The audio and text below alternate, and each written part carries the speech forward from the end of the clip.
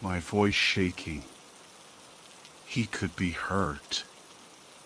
But where do we even start looking?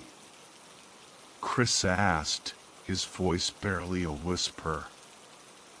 We'll split up, David declared. John and I will go one way. You two stay here in case Alex comes back. Mike nodded reluctantly.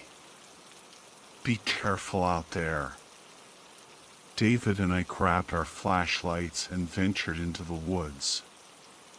Our footsteps crunched on the dry leaves, the only sound in the otherwise silent night. The beams of our flashlights cut through the darkness, illuminating a narrow path ahead. What do you think happened to him? I asked David. I don't know, he replied, his voice strained. But I hope he's okay. We walked on, the sense of unease growing with each step we took deeper into the forest. The shadows of the trees twisted and writhed, like demons dancing in the moonlight. The wind whispered through the leaves, sounding like the mournful cries of lost souls. Suddenly, a blood-curdling scream pierced the silence from somewhere to our right. David and I froze, our hearts pounding in our chests. What was that? David asked. I don't know, I replied, but we have to check it out. We ran towards the source of the scream, fear propelling us forward. I prayed that Alex was all right. As we got closer, we stumbled upon a sight that made my blood run cold. Alex lay on the ground, his body contorted at an unnatural angle. His face was pale, his eyes white with terror. He was dead. The silence that followed my announcement was heavy, almost suffocating. David and Chris sat frozen by the fire, their eyes white with confusion and fear. Mike, however, bolted to his feet, his flashlight beam frantically sweeping across the campsite, as if searching for something lurking in the shadows. We have to find him, I said, my voice shaking. He could be hurt. But where do we even start looking? Chris asked, his voice barely a whisper. We'll split up, David declared. John and I will go one way. You two stay here in case Alex comes back. Mike nodded reluctantly. Be careful out there. David and I grabbed our flashlights and ventured into the woods. Our footsteps crunched on the dry leaves, the only sound in the otherwise silent night. The beams of our flashlights cut through the darkness, illuminating a narrow path ahead. What do you think happened to him? I asked David. I don't know, he replied, his voice strained. But I hope he's okay. We walked on, the sense of unease growing with each step we took deeper into the forest.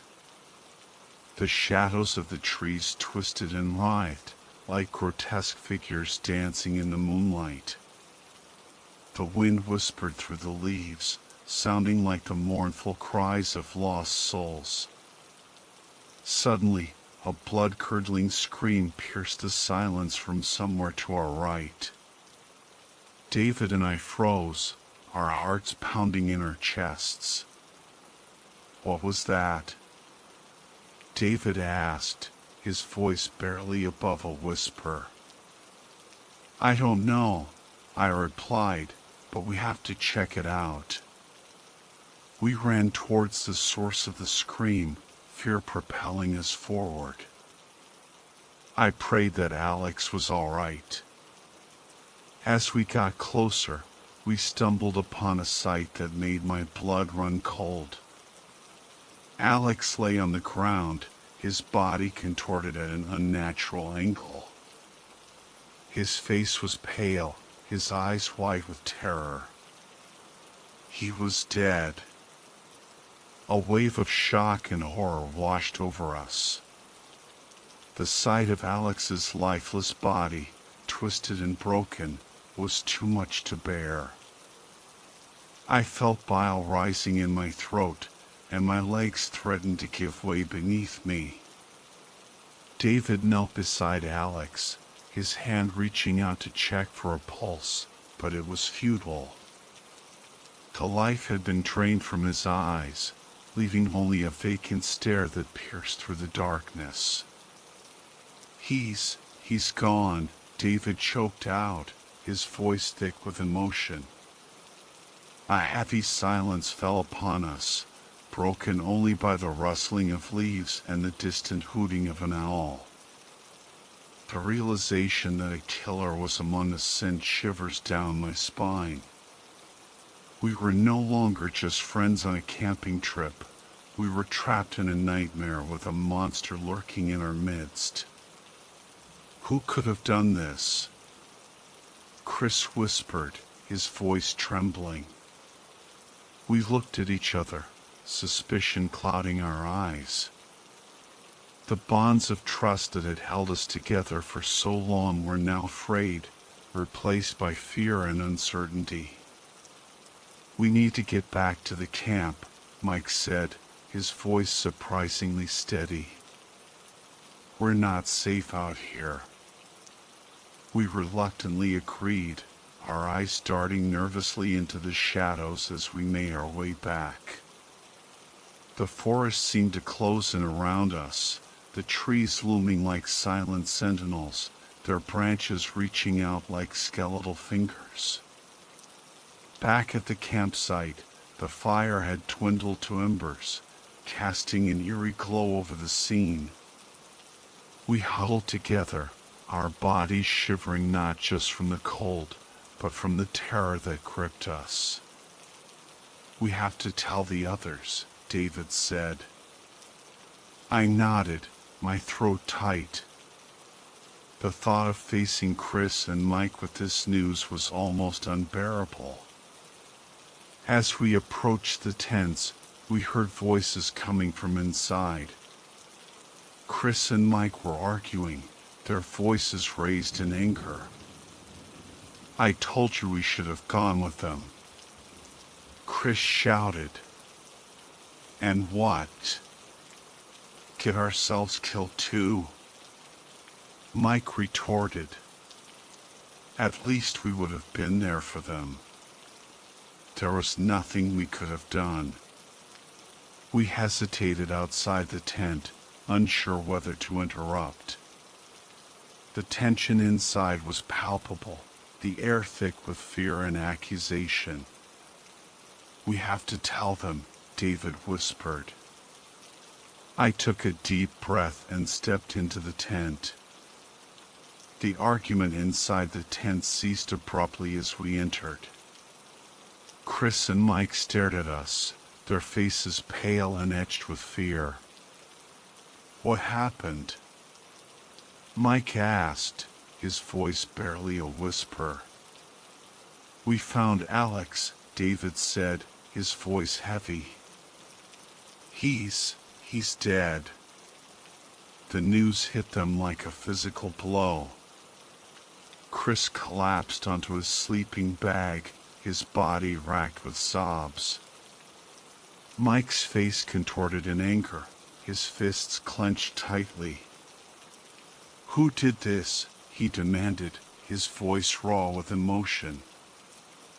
I shook my head. We don't know. A heavy silence descended upon the tent. The air crackled with tension, the unspoken accusations hanging heavy in the air. We were all suspects now, trapped in a macabre game of cat and mouse. We have to get out of here, Chris whimpered, his voice barely audible. Now! But where would we go? Mike countered. It's pitch black, and we don't know our way around. We have to try, David insisted. We can't stay here. We frantically packed our belongings, the beams of our flashlights dancing across the campsite, revealing fleeting shadows that played tricks on our minds. Every rustle of leaves, every creak of a branch sent shivers down our spines. The killer was still out there, watching us, waiting for the right moment to strike again. Finally, we were ready.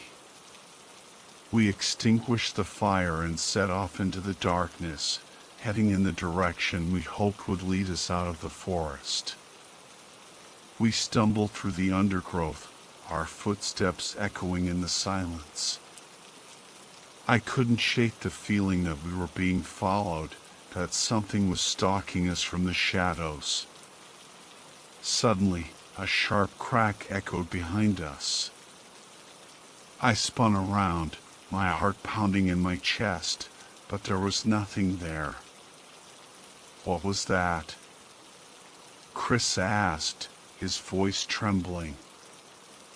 I don't know, I replied, my own voice betraying my fear. But I don't like it.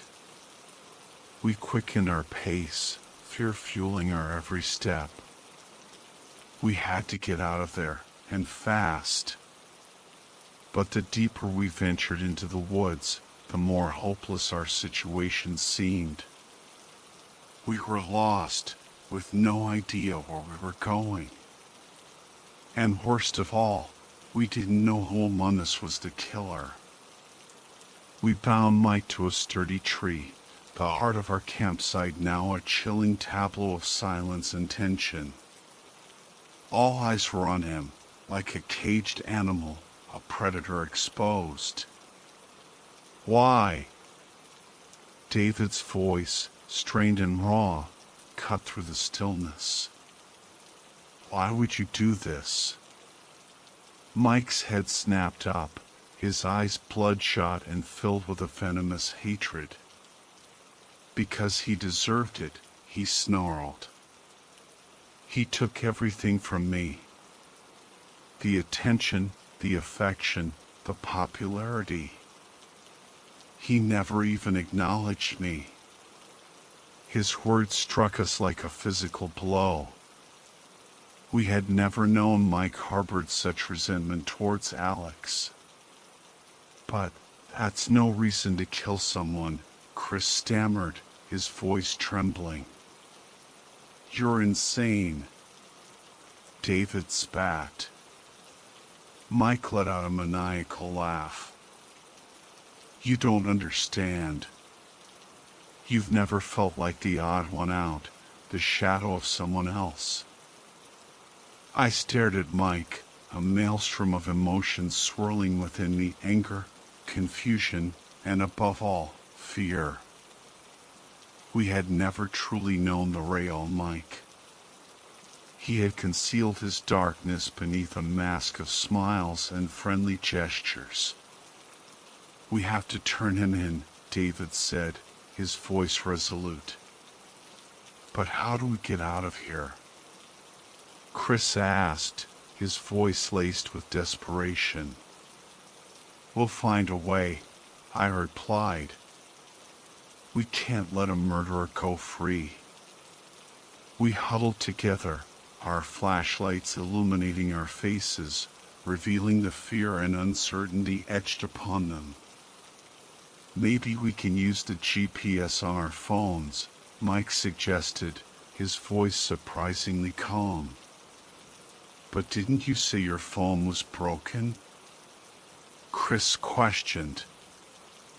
I have a backup, Mike replied. It's in my backpack. We searched through Mike's belongings and found a small phone tucked away.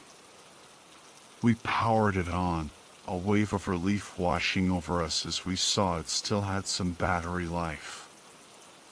We opened the map application and began searching for a way out of the forest. But as we traced our fingers along the digital trails, the phone's battery died, plunging us back into darkness.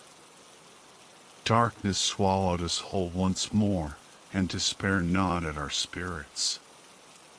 We stumbled blindly through the unknown, the shadows of the towering trees blotting out the starlight, leaving us in a void as dark as the abyss. Exhaustion and hopelessness weighed heavy on me, but I knew we had to keep moving. We had to find a way out of this nightmare. What are we going to do? Chris's voice quivered, a fragile thread in the suffocating silence. We keep going, David replied, his voice a low rumble. There has to be a way out. We trudged on for what felt like an eternity, until finally, the first rays of dawn pierced through the dense canopy, casting a glimmer of hope into our hearts. With renewed energy, we quickened our pace, drawn towards the light like moths to a flame. It was our beacon, our guide out of this living nightmare. Finally, we burst through the tree-line, emerging onto a narrow dirt road that stretched into the distance. We collapsed onto the ground, gasping for breath. Relief washed over us, replacing the fear that had gripped us for so long. We did it, David said, his voice weak but filled with triumph.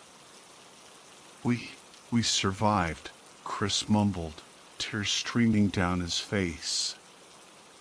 I looked at Mike, still bound to the tree. He stared up at the sky, his eyes vacant, devoid of remorse. We have to turn him in, I said, my voice firm. My friends nodded in agreement. We untied Mike and led him down the road. We walked in silence, the weight of the night's events pressing down on us. The sun rose higher in the sky, but it couldn't dispel the darkness that lingered in our hearts. Eventually, we spotted a police car patrolling the road. We waved it down and recounted the horrifying events of the night. The officers arrested Mike without hesitation, handcuffing him and placing him in the back of their car. We watched as the police car drove away, a mixture of relief and sorrow washing over us. We had lost one friend, and another had become a monster.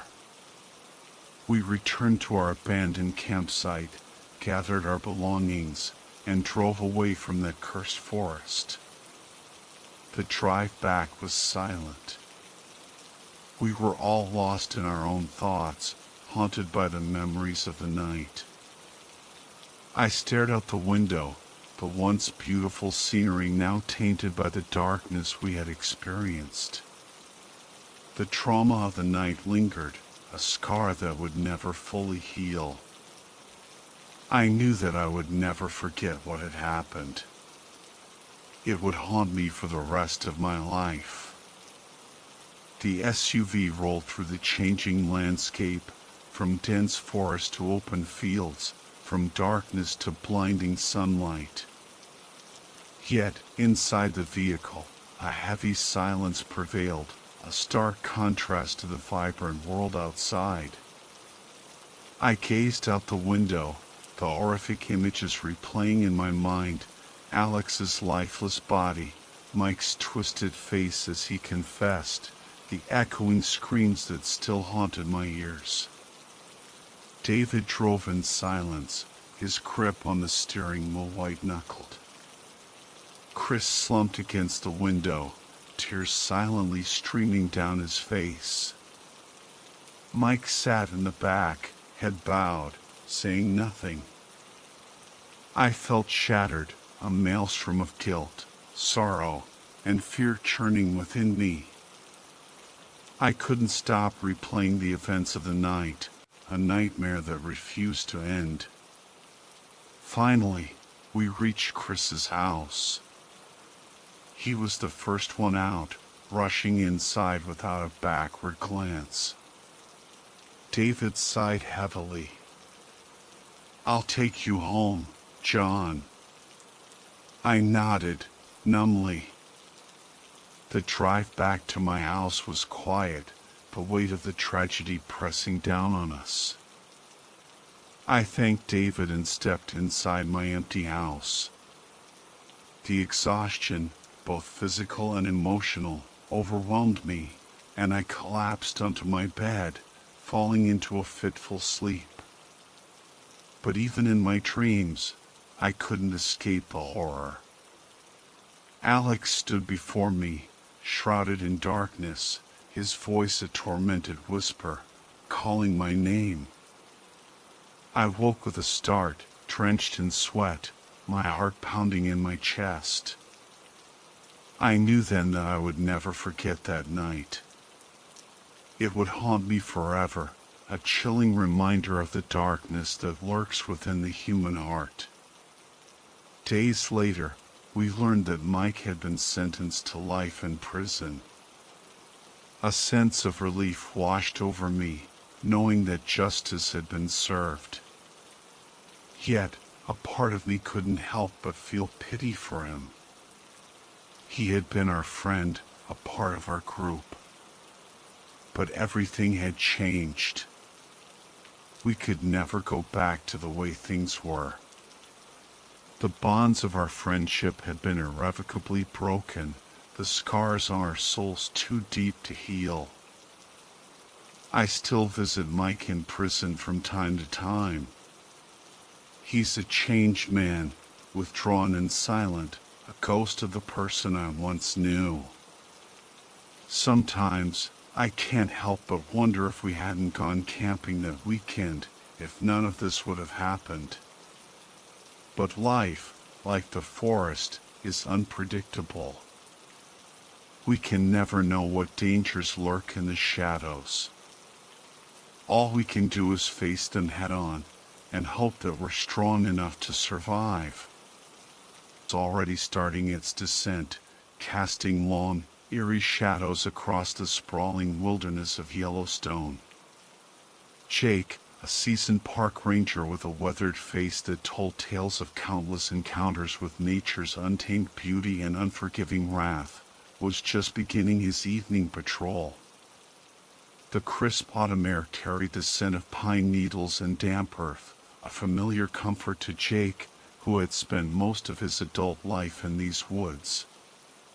But beneath the calm exterior, a chill lingered, a constant reminder of a dark secret that haunted his every step. Years ago, on a seemingly ordinary day, Jake had stumbled upon something that shattered his perception of the natural world. An encounter with an otherworldly creature, a terrifying glimpse into a realm beyond human comprehension, had left him forever scarred.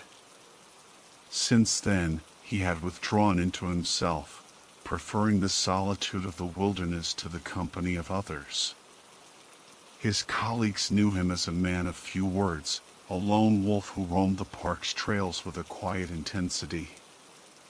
But tonight, something was different. A sense of unease prickled at the back of Jake's neck, a feeling that he was being watched, that something was amiss in the familiar landscape. As he ventured deeper into the woods, the feeling intensified. The rustling of leaves seemed louder, the shadows deeper, the silence more oppressive. Suddenly, a series of strange symbols carved into the bark of an ancient tree caught his attention. They were unlike anything he had ever seen, a cryptic code that seemed to pulse with an otherworldly energy. Curiosity mingled with apprehension as Jake leaned closer, his fingers tracing the intricate lines. A shiver ran down his spine as he deciphered the message, a chilling invitation to a game he hadn't signed up for. The symbols, once meaningless, now spoke of a hidden path, a dangerous journey into the heart of the park's darkest secrets. Jake knew, with a certainty that defied logic, that this was the beginning of a new chapter in his life, a terrifying game of survival that would test his courage, his resolve, and his very sanity. He took a deep breath, steeling himself for the unknown. The wilderness he had always loved, the sanctuary he had sought solace in, now held a new, sinister allure. The line between reality and nightmare blurred, and Jake found himself drawn into a world where the familiar became unfamiliar, and the safe became a haunting ground for the unimaginable. The rustling leaves underfoot, usually a comforting symphony of nature, now sounded like whispered warnings. Each snap of a twig made Jake's heart pound, his senses hyper-alert. The shadows, elongated by the setting sun, seemed to dance and writhe with a life of their own, creating an eerie illusion of movement in his peripheral vision. It was as if the very forest was holding its breath, waiting for something terrible to unfold. Then he saw it. A towering ancient tree, its gnarled bark a tapestry of time, stood sentinel in a small clearing. But it wasn't the tree's imposing presence that caught Jake's eye, it was the series of cryptic symbols carved into its trunk. The markings, etched with an unsettling precision, were unlike anything he had encountered before. They weren't the work of vandals or bored hikers. They carried an air of ancient wisdom and a chilling sense of purpose. Jake approached the tree cautiously, his flashlight beam illuminating the symbols. They seemed to pulse with an otherworldly energy, their intricate patterns shifting and morphing before his eyes. A cold shiver ran down his spine, and he felt a primal fear stir within him. He knew, with an instinctive certainty, that these symbols were not meant for human eyes. Driven by a morbid curiosity and a ranger's sense of duty, Jake began to decipher the code. He recognized some of the symbols from ancient Native American petroglyphs, but others were completely foreign, their meanings shrouded in mystery. Hours passed, the darkness deepening around him, as he painstakingly pieced together the puzzle. Finally, the code yielded its secrets. The symbols pointed to a hidden path, a treacherous route through the park's uncharted wilderness. It was a path that few had dared to tread, a path that led to a place forgotten by time and shrouded in darkness. Jake's heart pounded in his chest, a mixture of fear and excitement coursing through his veins. The symbols had awakened something within him, a primal urge to explore, to uncover the truth that lay hidden in the depths of the forest. With a deep breath, Jake turned away from the ancient tree and stepped into the whispering woods. The path, barely discernible in the fading light, wound its way through dense undergrowth and over moss-covered rocks. The air grew colder, the silence more profound. The forest seemed to close in around him, its secrets whispering on the wind. Jake pressed on, his flashlight beam cutting through the darkness like a beacon. He knew that he was walking into the unknown, into a realm where the rules of nature might not apply. But he also knew that he couldn't turn back. The mystery of the symbols had drawn him in, and he was determined to see it through to the end, no matter the cost. The deeper Jake ventured, the more the forest seemed to transform. The once familiar trees twisted into grotesque shapes, their branches reaching out like skeletal fingers. The air grew heavy, thick with an oppressive silence that pressed down on him like a physical weight. The only sounds were the distant hooting of an owl and the unsettling creak of his own footsteps on the damp earth. After what felt like an eternity, the path opened into a small clearing. In the center, shrouded in shadows, stood a structure that sent a shiver down Jake's spine. It was a sprawling, dilapidated building, its concrete walls stained with moss and decay. Rusted metal bars crisscrossed the shattered windows, and the once proud entrance now sagged, its heavy doors hanging open like a gaping maw. Jake approached cautiously, his flashlight beam dancing across the crumbling facade. The air hung heavy with an eerie silence, broken only by the distant creaking of rusted metal, a sound that echoed through the stillness like a mournful lament. He took a deep breath, steeling himself for what lay within. Pushing open the doors, Jake stepped into a world frozen in time. The interior of the building was a labyrinth of dimly lit corridors and abandoned laboratories. Dust-covered equipment lined the shelves, and the air was thick with the pungent odor of chemicals long forgotten. It was a scene straight out of a nightmare, a place where science had gone horribly wrong. As Jake explored the facility, he stumbled upon a series of disturbing experiments. Cages lined the walls, their occupants long deceased, their skeletal remains a chilling testament to the horrors that had taken place within these walls. Notes and diagrams scattered across the desks hinted at a terrifying truth lurking beneath the surface. The scientists who had once worked here had been obsessed with pushing the boundaries of nature, with unlocking the secrets of genetic manipulation. They had experimented on animals, splicing their DNA, creating grotesque hybrids that defied the laws of nature. But their experiments had gone too far, their creations spiraling out of control. Jake's heart pounded in his chest as he pieced together the fragments of information. The facility had been abandoned in haste, its inhabitants fleeing from the horrors they had unleashed. But the creatures they had created remained, lurking in the shadows, waiting for their chance to escape. A sense of dread washed over Jake. He realized that he had stumbled upon a secret that could threaten the very existence of the park, and perhaps even the world beyond.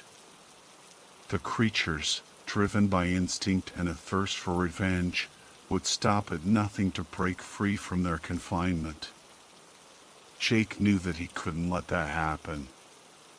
He had to find a way to contain the creatures, to prevent them from escaping into the wider world. But first, he had to understand them, to learn their strengths and weaknesses. And he had to do it quickly, before it was too late.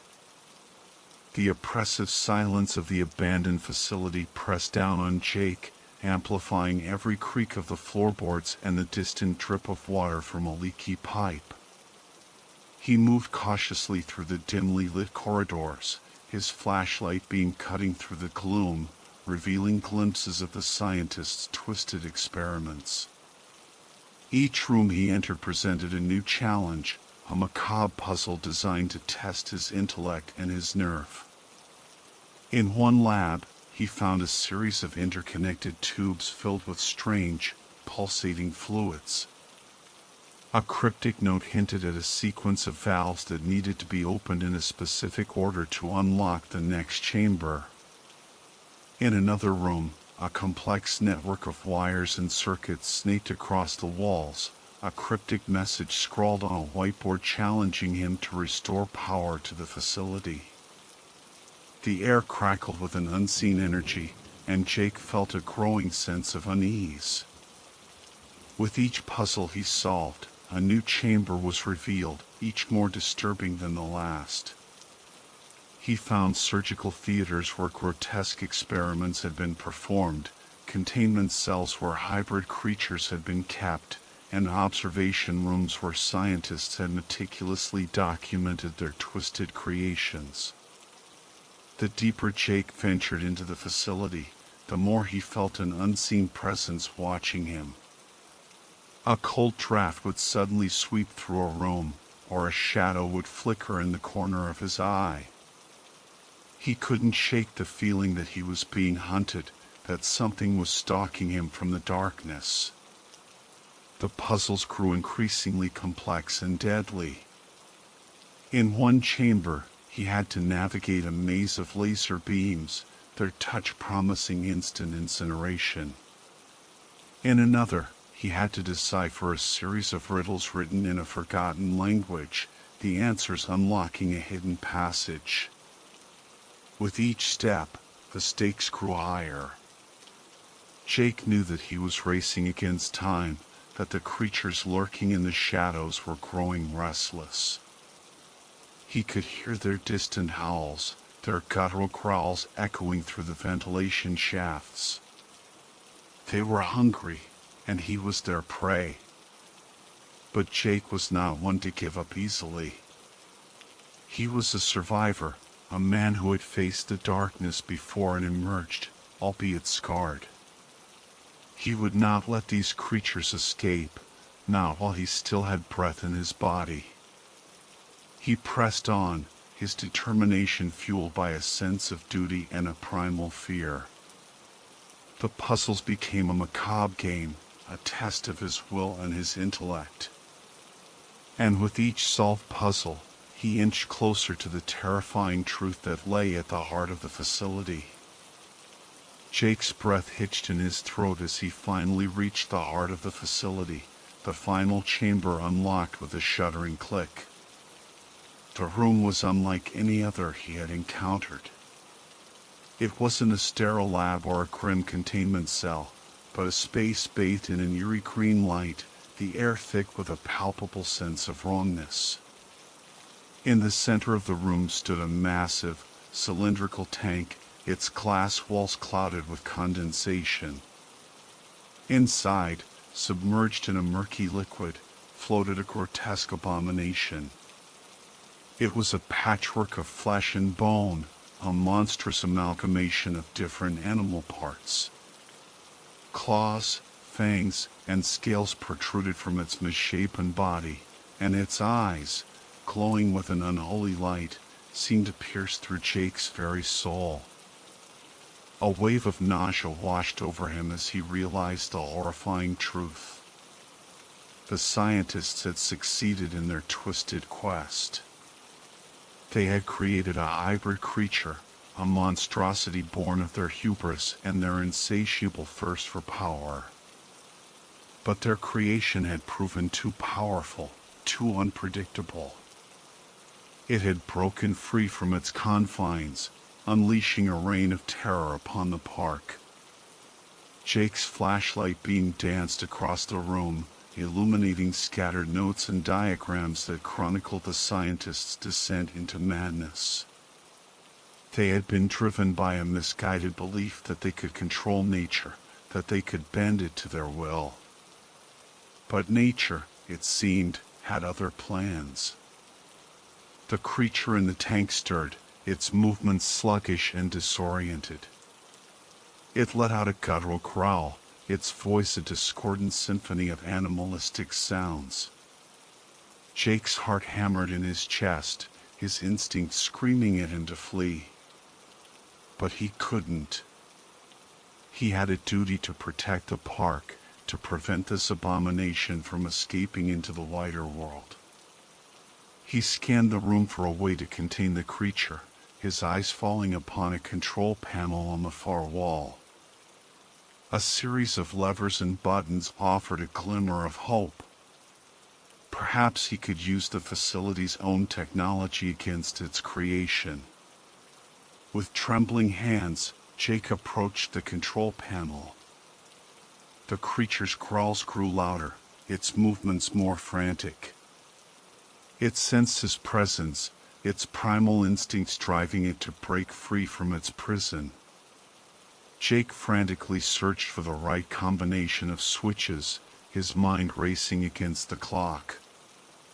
The creature thrashed against the glass, its claws leaving deep scratches on the surface.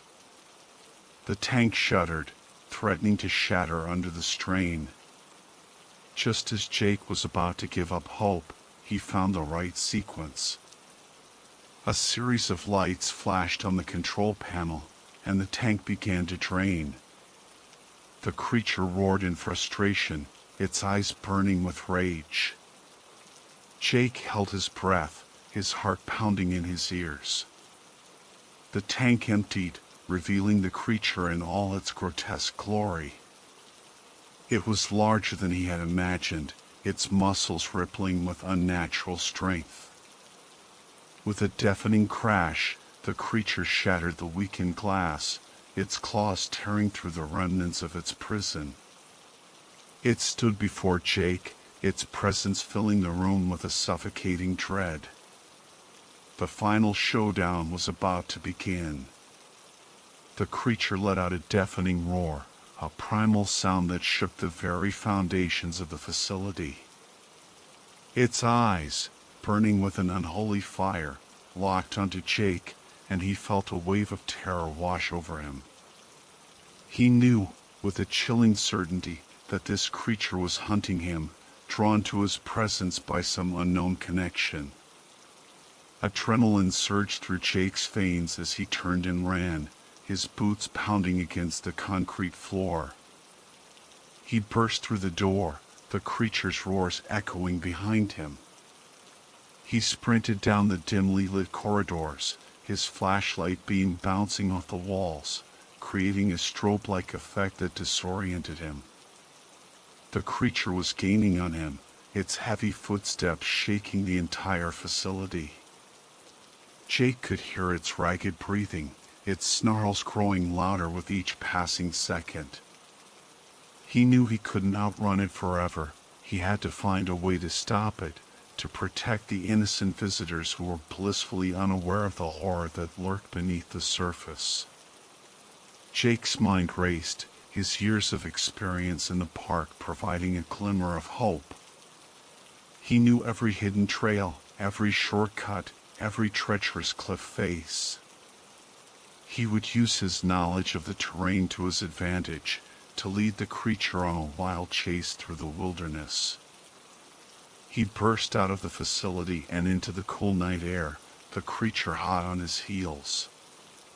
The moon cast an eerie glow over the landscape, illuminating the path ahead. Jake sprinted through the trees, his lungs burning, his legs aching. He could hear the creature crashing through the undergrowth behind him, its roars echoing through the forest. Jake led the creature deeper into the park, away from the populated areas.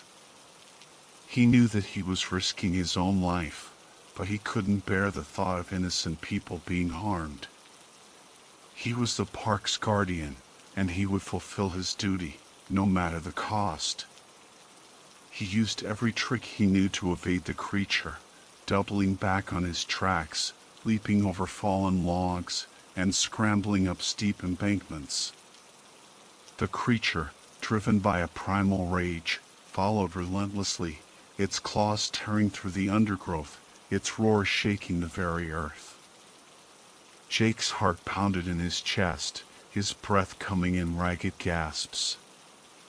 He was exhausted, his muscles screaming for respite. But he couldn't stop, not yet. He had to find a way to end this, to stop the creature before it was too late.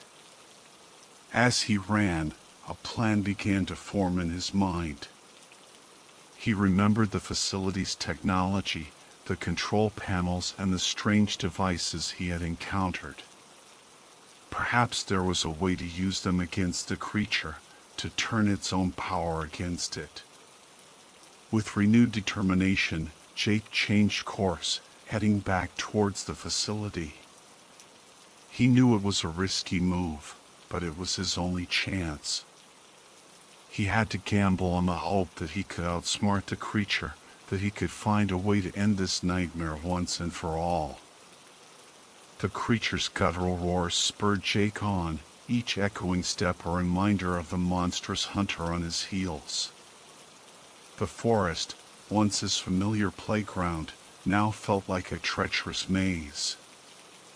Every rustle of leaves, every snap of a twig, sent a jolt of fear through him.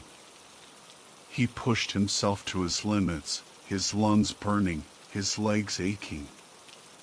Jake's flashlight, long abandoned in the chaos of his escape, was useless now. He relied on the pale moonlight filtering through the canopy, casting an eerie glow on the forest floor. He knew these woods intimately, but in this frantic flight, every landmark seemed distorted, every shadow a potential ambush.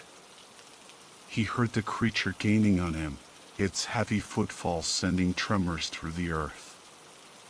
A primal panic clawed at his throat, but he forced himself to focus. He had to stay one step ahead, had to use every ounce of his cunning and experience to survive. Jake veered off the main trail, plunging into a dense thicket of undergrowth. Thorns tore at his clothes, branches whipped at his face, but he didn't slow down. He knew the creature, with its bulk and unnatural gait, would struggle to navigate the dense vegetation. It was a gamble, but a gamble he had to take. He could hear the creature's frustrated roars behind him, its rage fueling its relentless pursuit. The sound spurred him on, adrenaline pumping through his veins. He leapt over fallen logs, scrambled up steep embankments, his every movement a desperate dance with death. Jake burst out of the thicket, his lungs gasping for air. He had gained some distance, but he knew it wouldn't last. The creature was too fast, too powerful. He needed to reach the facility, to turn the tables on his pursuer. Ahead, through a break in the trees, he could see the facility's silhouette, a dark blemish against the moonlit sky. It was a beacon of hope, a promise of a fighting chance. But it was also a trap, a dangerous gamble. Jake didn't hesitate. He sprinted towards the facility, his heart pounding in his chest. The creature's howls grew louder, closer. He could feel its hot breath on his neck, its presence a tangible force pushing him forward. He reached the facility, its rusted gates ajar. He slipped inside, the familiar darkness enveloping him. The creature was right behind him, its monstrous form filling the doorway. Jake turned, his back against the wall, his mind racing. He had to act fast, to find a way to use this place against the beast that had been created within its walls. The chase was far from over. It had merely entered a new, more terrifying phase. The hunter was now the hunted, and the facility, once a place of scientific ambition, was now a battleground for survival. The creature's hot, fetid breath washed over Jake as it snarled, its monstrous form blocking the only exit. The dimly lit corridor offered no escape, only the promise of a gruesome end. Jake's heart hammered in his chest, his mind frantically searching for a way out of this deadly predicament. Then, he remembered. The control panels, the strange devices he'd encountered in his exploration. This facility wasn't just a prison for the creature, it was its birthplace, its domain. And within its walls lay the tools that could bring about its downfall. Jake's eyes darted around, scanning the dimly lit corridor. He spotted a control panel a few feet away, its buttons and levers a tantalizing possibility. With a surge of adrenaline, he lunged for it, the creature's claws snapping inches from his heels. He slammed his hand against a large red button, the room filling with a mechanical whirring. Heavy metal doors began to slide shut, sealing off the corridor. The creature roared in frustration, its claws raking against the unforgiving metal. Jake sprinted further down the corridor, his mind racing. He remembered a large chamber he'd discovered earlier, a room filled with strange machinery and a massive Tesla coil crackling with electricity. It was a long shot, but it was his only shot. He reached the chamber, the creature's roars echoing behind him. He fumbled with the controls, his hands shaking with fear and urgency. The creature burst through the doors, its rage palpable. Jake activated the Tesla coil, the air filling with the smell of ozone. The creature, drawn to the energy, turned its attention to the crackling machine. It roared, its body convulsing as it charged towards the coil. Jake dove for cover as the creature slammed into the Tesla coil, its body becoming a conduit for thousands of volts of electricity. Its roars turned into agonizing screams as its flesh sizzled and smoked. The room filled with the smell of burning hair and charred meat. The creature thrashed and convulsed, its once powerful body now a puppet to the electricity coursing through it. Jake watched in horror and awe as the beast's life force dwindled, its roars fading into whimpers. Finally, with a final, shuddering gasp, the creature fell still. The Tesla coil sputtered and died, plunging the room into darkness. Jake lay on the floor, his body trembling, his mind reeling from the ordeal. He had won. The creature was dead, the park was safe. But the victory was bittersweet. He had faced the darkness, confronted the monster that had haunted his dreams, and emerged victorious. But the cost had been high. He had seen the depths of human depravity, the consequences of unchecked ambition. And he knew that the scars of this encounter would linger long after the physical wounds had healed. As Jake stumbled out of the facility, the first rays of dawn painted the sky with a soft, hopeful light. The park was still there, its beauty untouched by the horrors that had unfolded beneath its surface. But Jake knew that the wilderness would never be the same for him. He had glimpsed the darkness that lurked within, the monsters that man had created. And he would forever carry the weight of that knowledge, a burden that would shape his destiny as the guardian of Yellowstone. The morning sun cast a warm glow over Yellowstone, a stark contrast to the chilling darkness Jake had faced. He emerged from the woods, his clothes torn, his body aching, but his spirit unbroken. The weight of his experience pressed heavily upon him, a burden he would carry for the rest of his days. Jake returned to his solitary patrols, a changed man. The wilderness, once his solace, now held a deeper meaning, a constant reminder of the fragile balance between man and nature, and the darkness that lurked beneath the surface.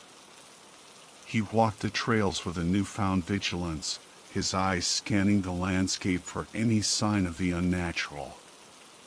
His campfire tales took on a new edge, a chilling realism that captivated his listeners.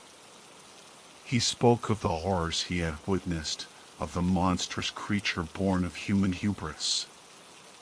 His stories served as a warning, a reminder that even in the most beautiful of places, darkness could lurk, waiting to consume those who dared to venture too far.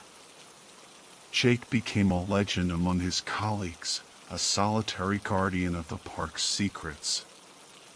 They respected his dedication, his unwavering commitment to protecting the wilderness. But they also sensed a distance, a haunted look in his eyes that spoke of unspeakable horrors. He continued his patrols, his footsteps echoing through the silent forest. The trees whispered his name, the wind carried his tales, and the creatures of the night trembled at his approach. He was no longer just a park ranger, he was a protector, a guardian of the gateway between worlds. Jake's legacy lived on, passed down through generations of park rangers. His stories became campfire lore, cautionary tales that instilled a healthy respect for the wilderness and its hidden dangers. And though he walked a lonely path, Jake found solace in his purpose, in the knowledge that he was safeguarding a world teetering on the brink of darkness. The wilderness, once his sanctuary, had become his battleground. But Jake, the solitary guardian, stood ready, his spirit unyielding, his resolve unwavering. He would continue to protect the park, to honor the sacrifices of those who had come before him, and to ensure that the darkness would never again consume the light.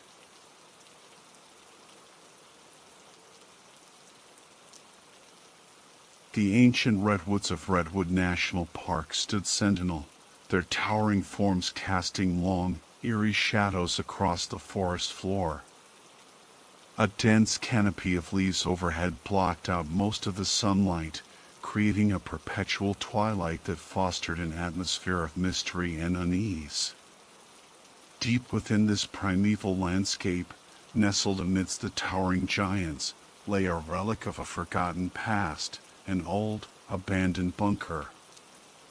Its concrete walls, once stark and imposing, were now weathered and cracked, bearing the scars of time and the relentless embrace of nature. Moss and lichen clung to its surface, blurring the lines between man-made structure and the organic world around it. The bunker's entrance, a heavy metal door, hung ajar, its hinges rusted and groaning with the slightest touch. Park Ranger Alex, a seasoned veteran of the woods, had always been drawn to the bunker. Its enigmatic presence, shrouded in local legends and whispers of the supernatural, piqued his curiosity. Tales of strange occurrences and unexplained disappearances linked to the site were commonplace among the park's visitors and staff, but Alex, a man of science and reason, dismissed them as mere folklore. Yet, even he couldn't deny the unsettling aura that surrounded the bunker.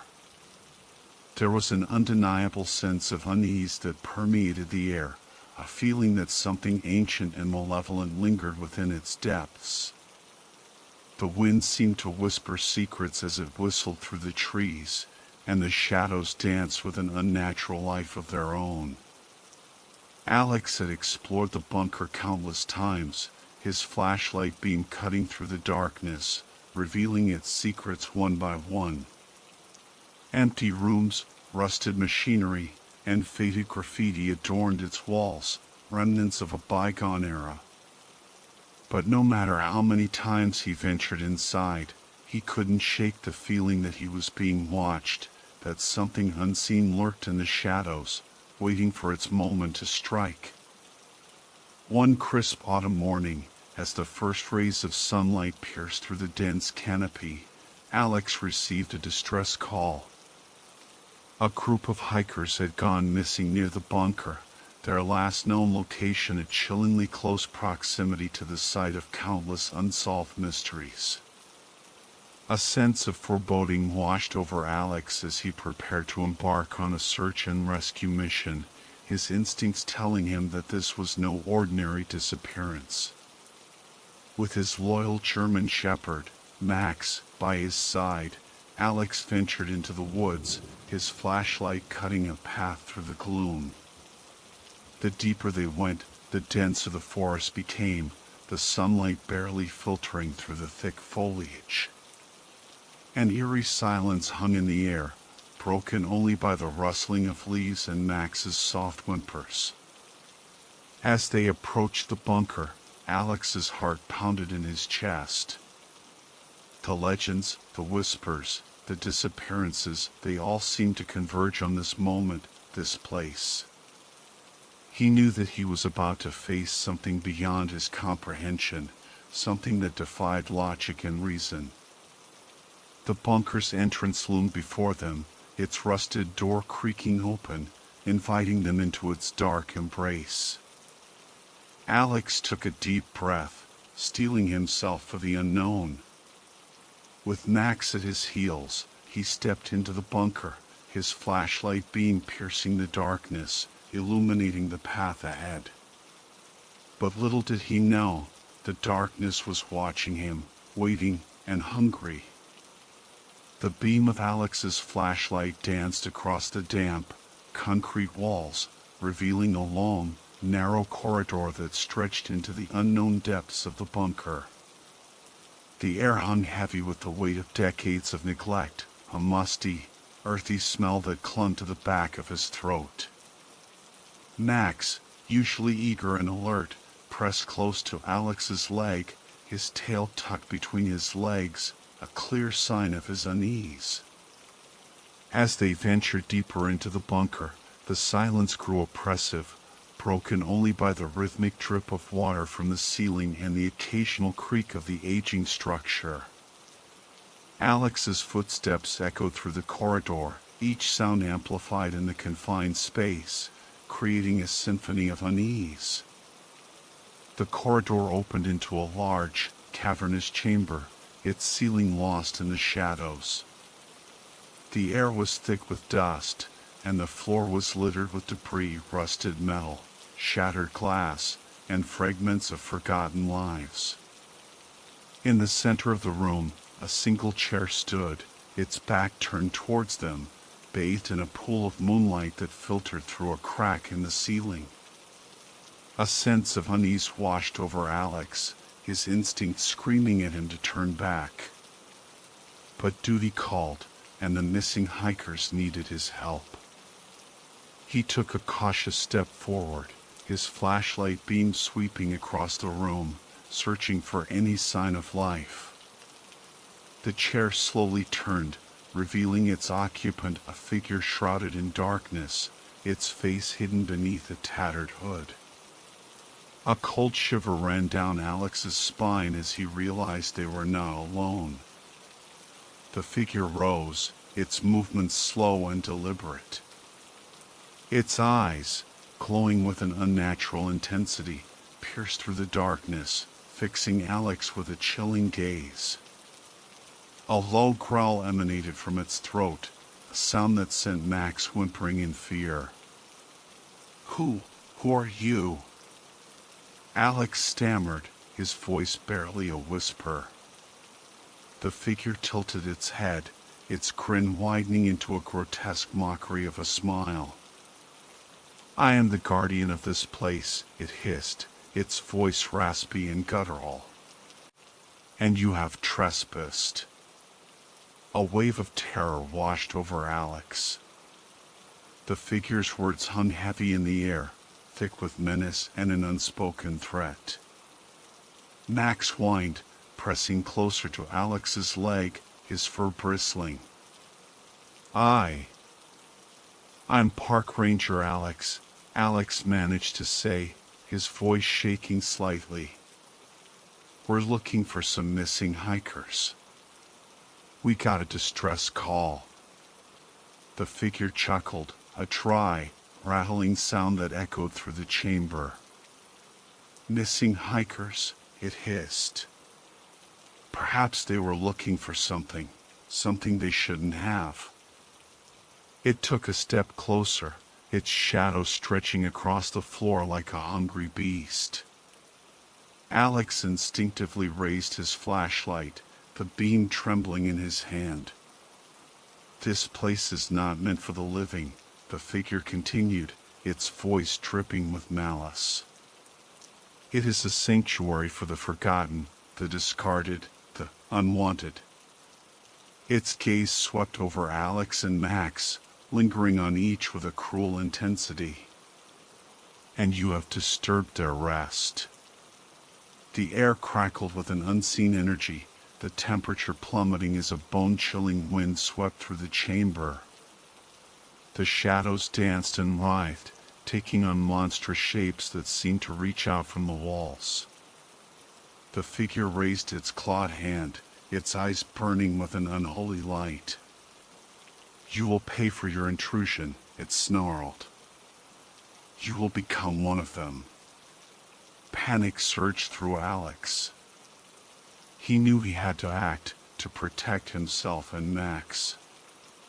He lunged for the exit, his footsteps echoing through the chamber.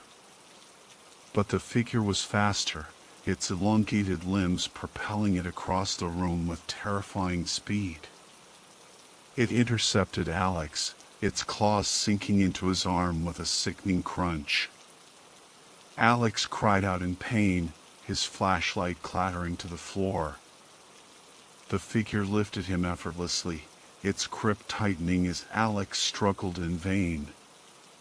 Max, barking furiously, lunged at the figure, his teeth sinking into its leg. The figure roared in anger, kicking Max away with a powerful blow. The dog yelped, tumbling across the floor, but quickly regained his footing, his eyes filled with a fierce determination.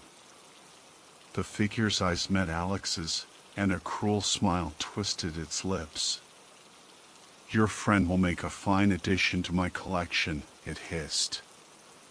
With a flick of its wrist, it tossed Alex aside, his body crumpling to the floor with a sickening thud.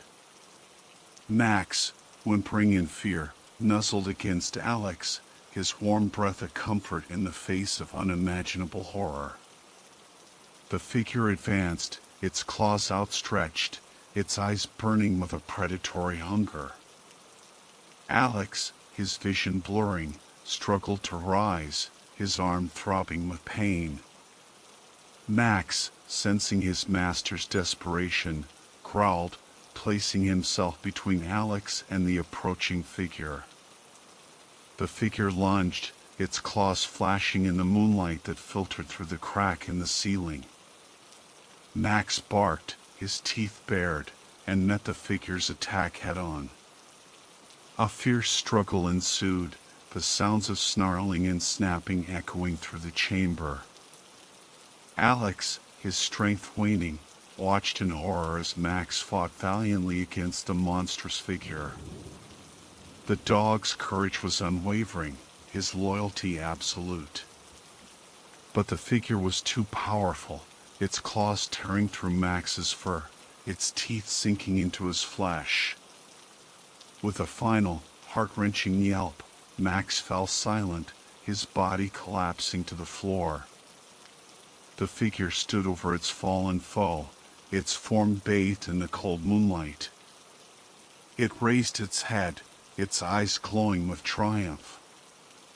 It had claimed another prize, and the bunker's secrets remained safe. Alex, overcome with grief and despair, could only watch helplessly as the monstrous figure savored its victory. The bunker's guardian, its hunger momentarily appeased, turned its attention back to Alex, its eyes burning with a cruel satisfaction.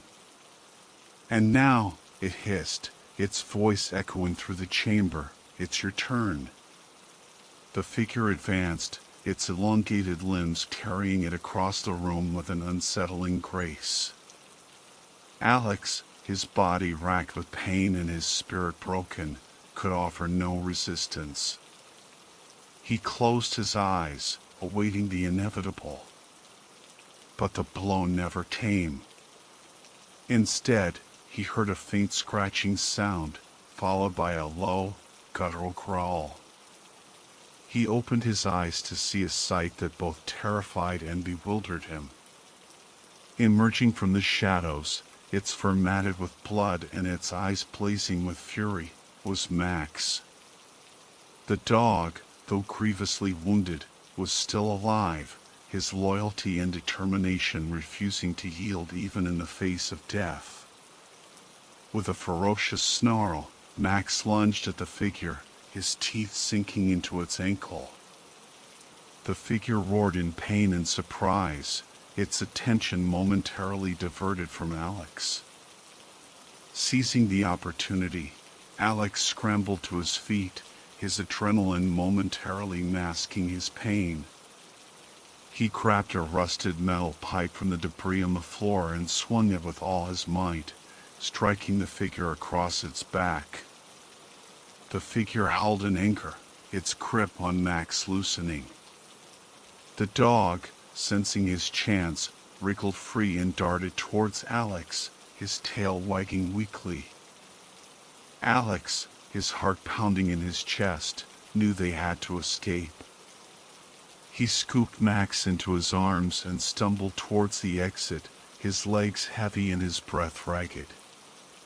The figure, enraged by their defiance, gave chase, its claws scraping against the concrete floor. Alex could hear its guttural growls echoing through the corridor, its presence a terrifying specter at his heels.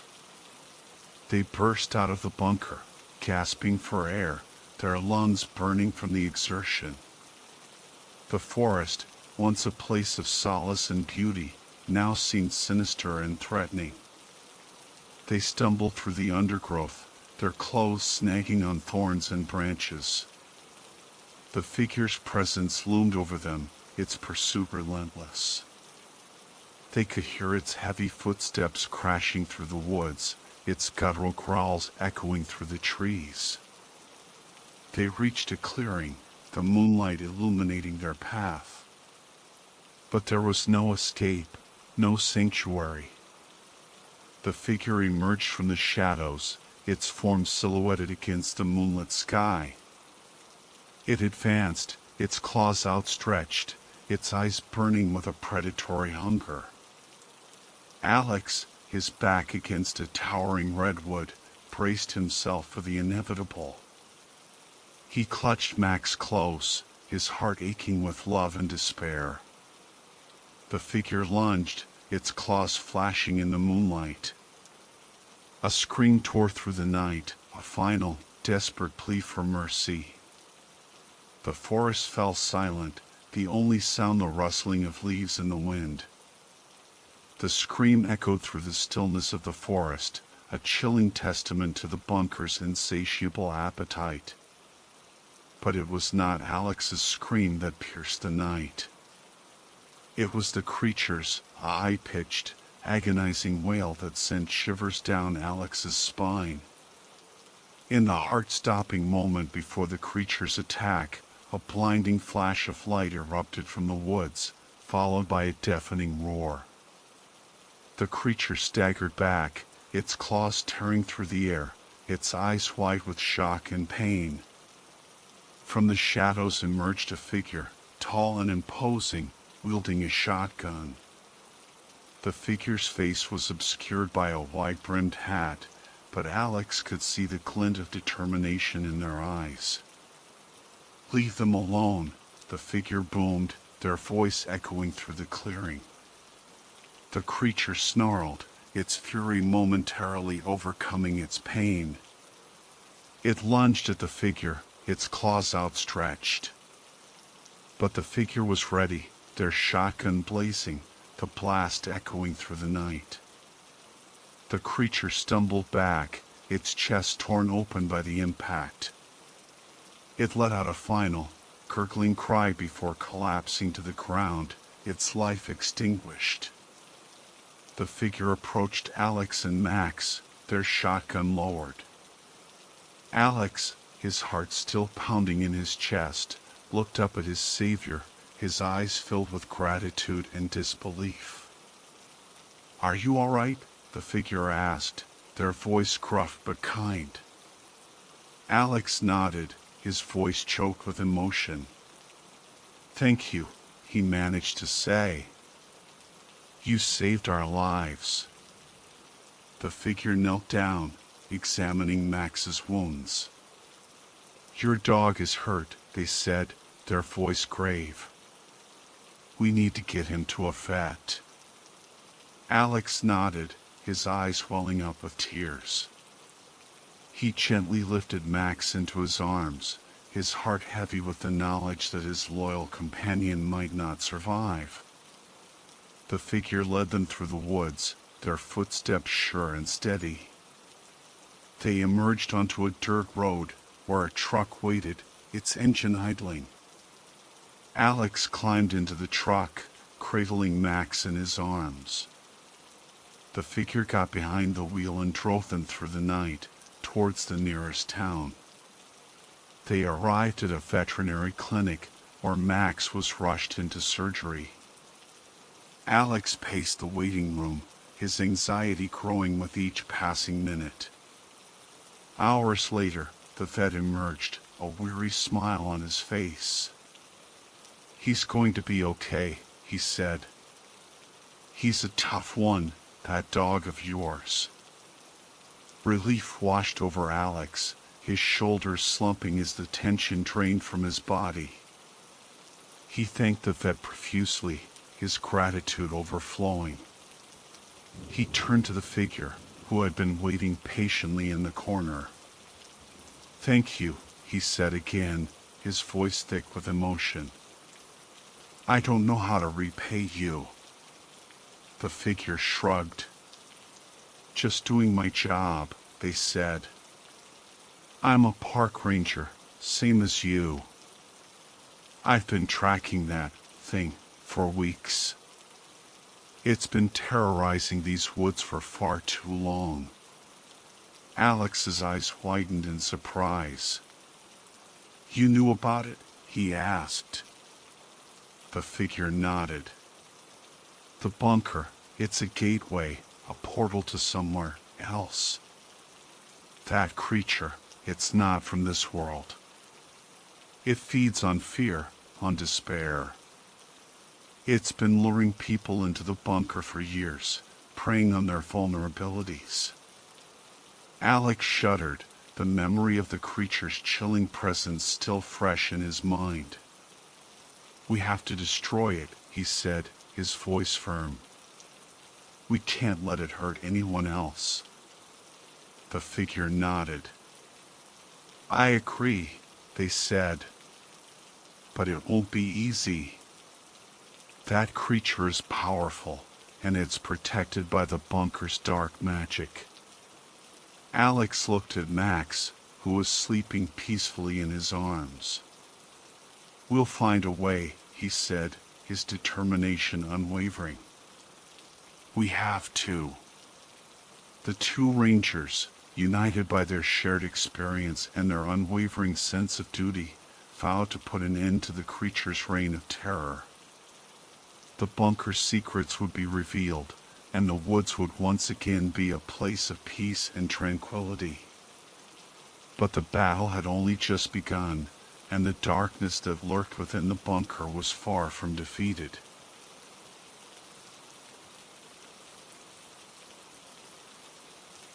Deep within the sprawling expanse of Echo Woods, an unsettling quietude reigns. It's a place where whispers seem to vanish into thin air, swallowed by the dense canopy overhead. Nestled amidst the towering pines and tangled undergrowth lies a relic of a bygone era, a desolate, concrete bunker. This was once the sanctuary of the Caldwell family, a group shrouded in enigma, who disappeared without a trace 3 years ago. Alex, a seasoned park ranger with years of experience navigating the labyrinthine trails of Echo Woods, has always been captivated by the mystery surrounding the Caldwell's disappearance.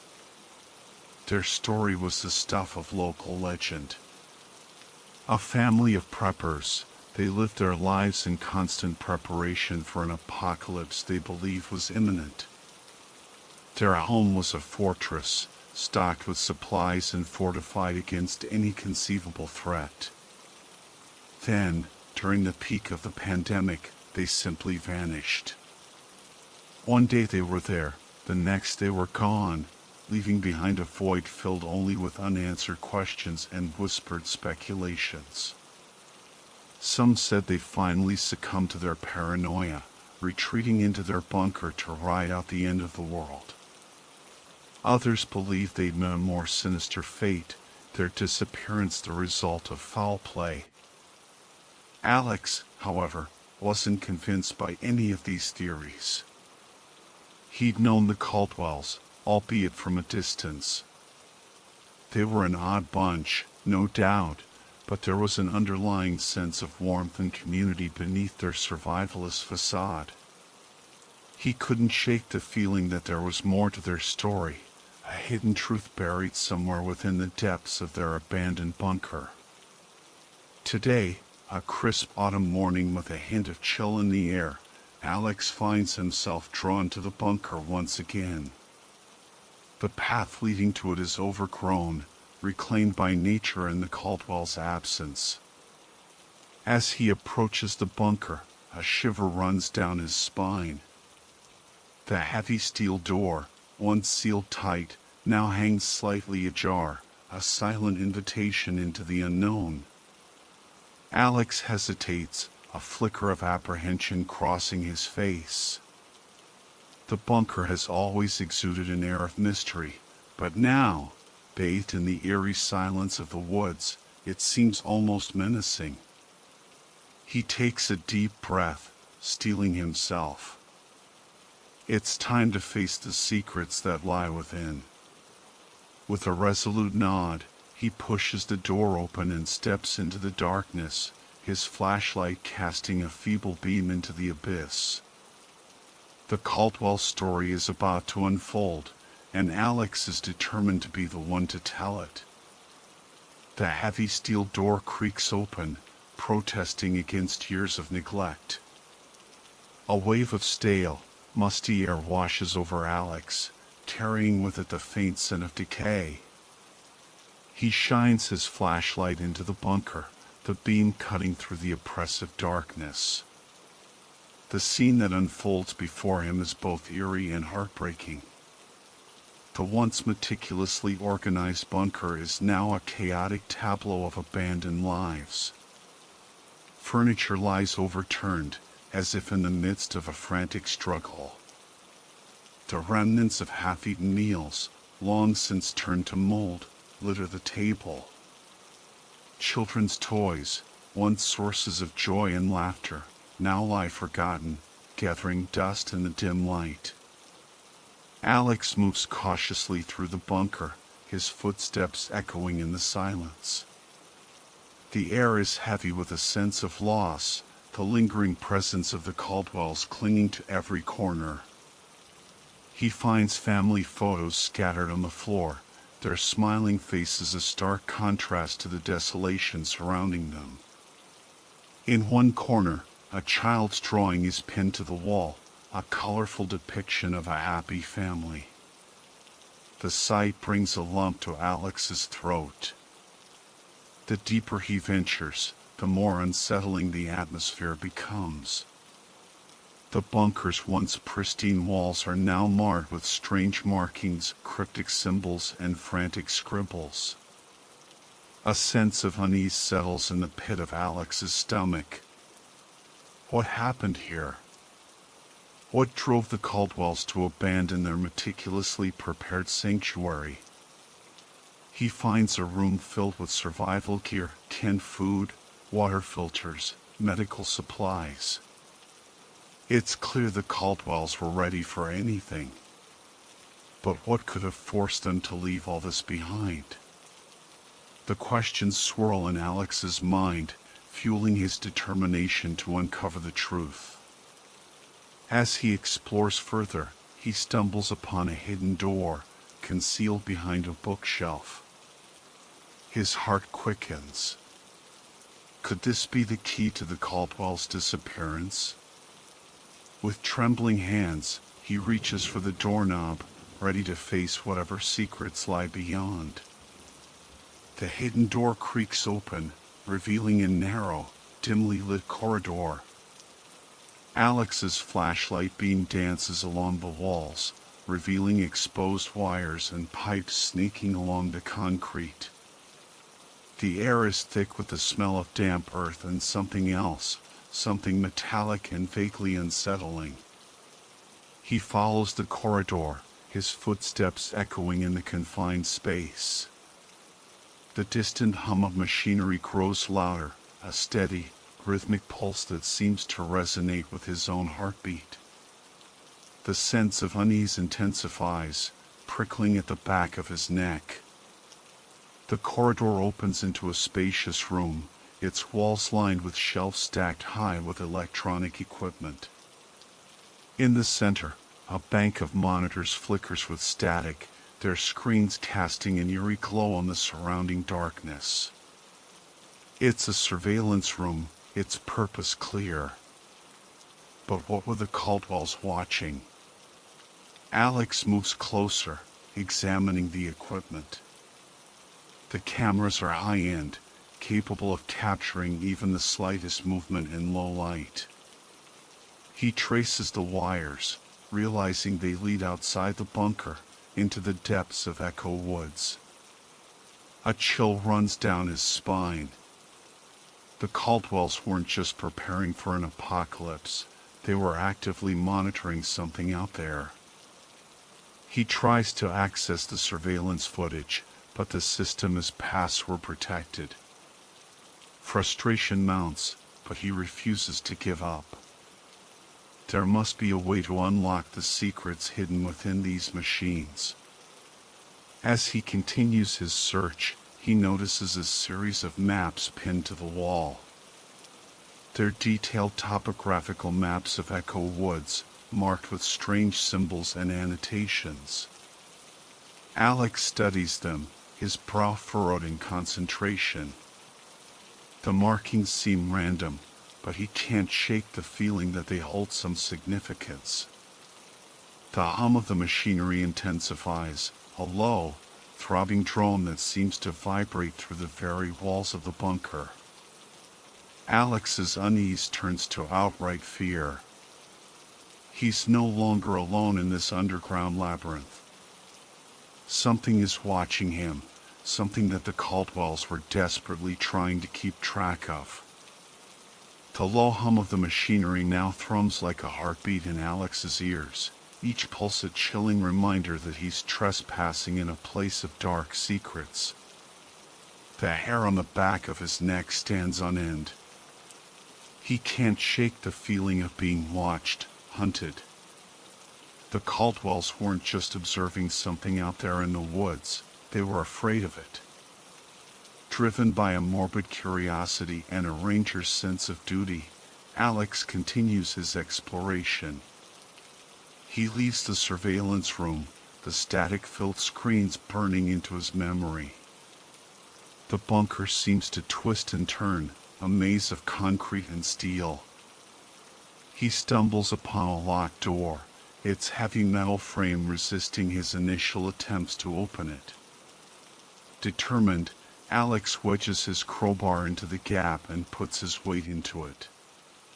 The door groans, then gives way with a metallic screech that echoes through the silent bunker. He shines his flashlight into the darkness beyond, revealing a steep, narrow staircase descending into the earth. A blast of cold air hits him, carrying with it the faint scent of damp earth and something else, something alien and unsettling. He descends cautiously, each step sending a shiver down his spine. The air grows colder, the silence more profound. The only sound is the rhythmic drip of water, echoing like a metronome in the oppressive darkness. Finally, he reaches the bottom of the stairs and finds himself in a large, cavernous chamber. The sight that greets him is both mesmerizing and terrifying. The room is filled with strange, organic-looking pods, each one pulsating with an eerie, rhythmic glow. They're unlike anything he's ever seen, a grotesque mockery of nature. A wave of dread washes over Alex. This is no ordinary prepper bunker. The Caldwells were involved in something far more sinister, something that defies explanation. The hum of machinery seems to intensify, a low, guttural growl that seems to emanate from the pods themselves. Alex's heart pounds in his chest. He's stumbled upon a secret that was never meant to be discovered, and now he's not sure he wants to know the truth. The pulsating rhythm of the pods quickens, their eerie glow casting dancing shadows on the walls. The guttural growl, once distant, now reverberates through the chamber, sending a shiver down Alex's spine. And then, without warning, the bunker's lights flicker and die, plunging the chamber into absolute darkness. A primal fear grips Alex.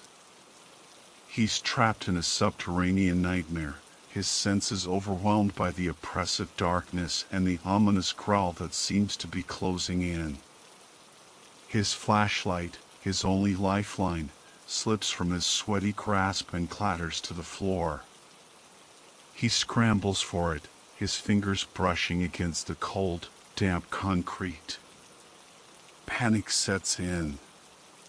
He can hear his own heartbeat thundering in his ears, a frantic rhythm that mirrors the pulsating pods.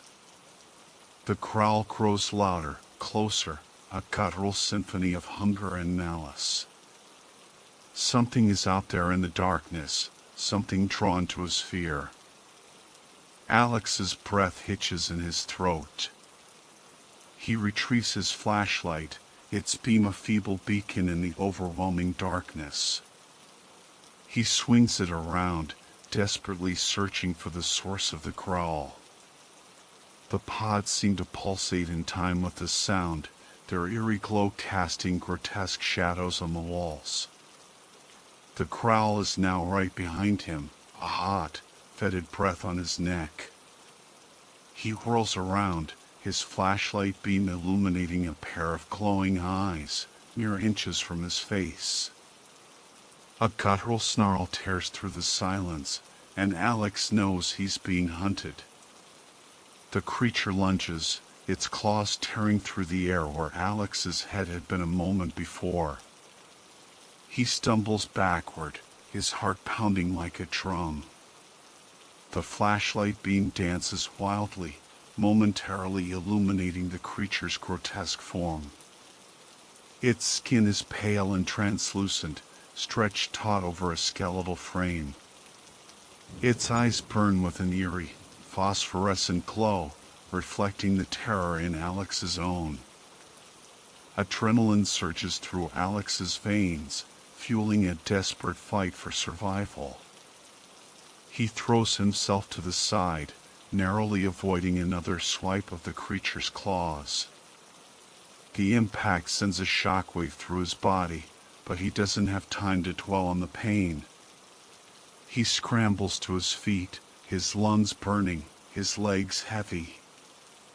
The creature stalks him, its movements unnervingly silent. It's a predator in its element, toying with its prey.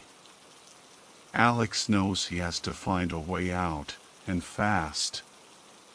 He sprints towards the stairs, his flashlight beam bouncing off the walls, creating a dizzying strobe effect. The creature is gaining on him, its guttural growls echoing through the tunnels. Alex takes the stairs two at a time, his muscles screaming in protest. He bursts through the door, back into the surveillance room, slamming it shut behind him. He leans against the door, gasping for breath, his heart threatening to burst out of his chest. But the creature isn't giving up. It slams against the door, its claws scraping against the metal, sending a shiver down Alex's spine. He knows this is only a temporary reprieve. He has to find another way out, a way to escape this subterranean nightmare. The creature's relentless pounding on the door intensifies, each impact sending vibrations through Alex's body. He scans the room frantically, his eyes darting from one piece of equipment to another. There must be a way out, another exit, anything. Suddenly, he notices a blinking red light on one of the monitors. It's a security feed, showing a long, dimly lit corridor. At the far end, a steel door stands slightly ajar, a sliver of daylight visible beyond. Hope surges through Alex. It's a long shot, but it's his only chance. He throws the door open and sprints down the corridor, the creature's enraged roars echoing behind him. The air is thick with the stench of decay, and the walls seem to close in, threatening to crush him. He can hear the creature gaining on him, its claws scraping against the concrete floor. Alex reaches the steel door and throws his weight against it. It swings open, revealing a narrow passage leading upwards. He scrambles through, the creature's claws grazing his heels. He slams the door shut, the impact reverberating through the tunnel. He's in another part of the bunker, this one seemingly untouched by the horrors below. The air is fresher, the silence less oppressive. He follows the passage, his flashlight beam cutting through the darkness. The tunnel twists and turns, but Alex presses on, driven by the promise of escape. Finally, he sees it, a ladder leading up to a hatch. Sunlight streams through the opening, a stark contrast to the subterranean darkness he's just escaped.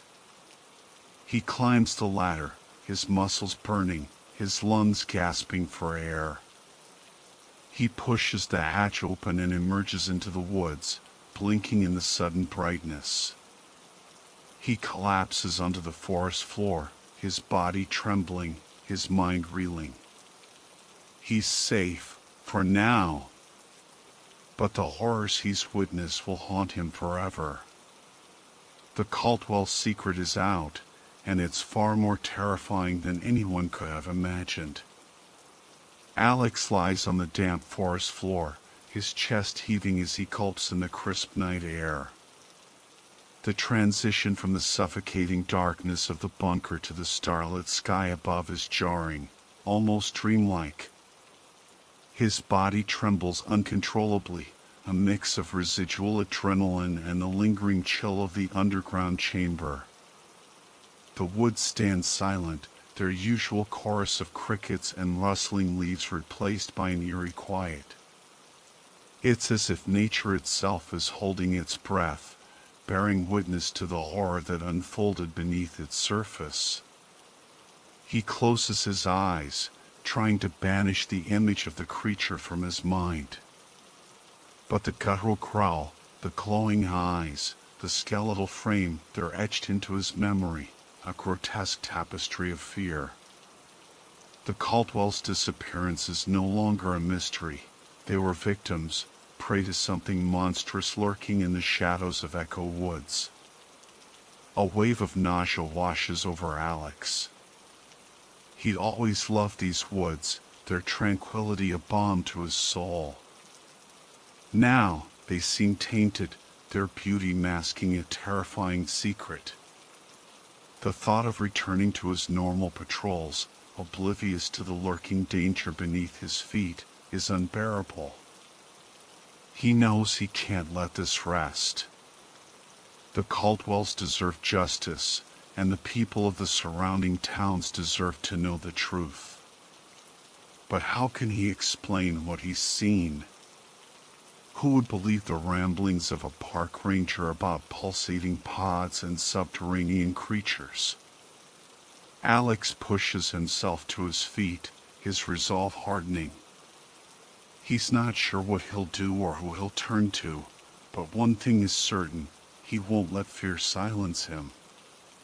He'll gather evidence, piece together the puzzle, and expose the truth, no matter the cost. The Caldwell story will be told, and the monster lurking beneath Echo Woods will be brought to light. The fight has just begun. The first rays of dawn paint the sky with hues of orange and pink as Alex makes his way back to his ranger station. His mind races, replaying the horrifying events of the night. He knows he can't simply return to his routine, pretending nothing happened. The Caldwell's fate weighs heavily on his conscience. Reaching his station, he heads straight to his desk, pulling out a notepad and pen. He starts sketching the layout of the bunker, the twisting tunnels, the hidden chamber with the pulsating pods. He jots down every detail he can remember, the guttural growls, the glowing eyes, the chilling silence. He knows he needs proof, something tangible to back up his claims. He decides to return to the bunker, armed with a camera and a voice recorder. He'll document everything, gather evidence that can't be dismissed as mere hallucinations. The next day, Alex ventures back into the woods, his backpack laden with equipment. The bunker looms before him, a silent sentinel guarding its dark secrets. He takes a deep breath and descends into the depths once more.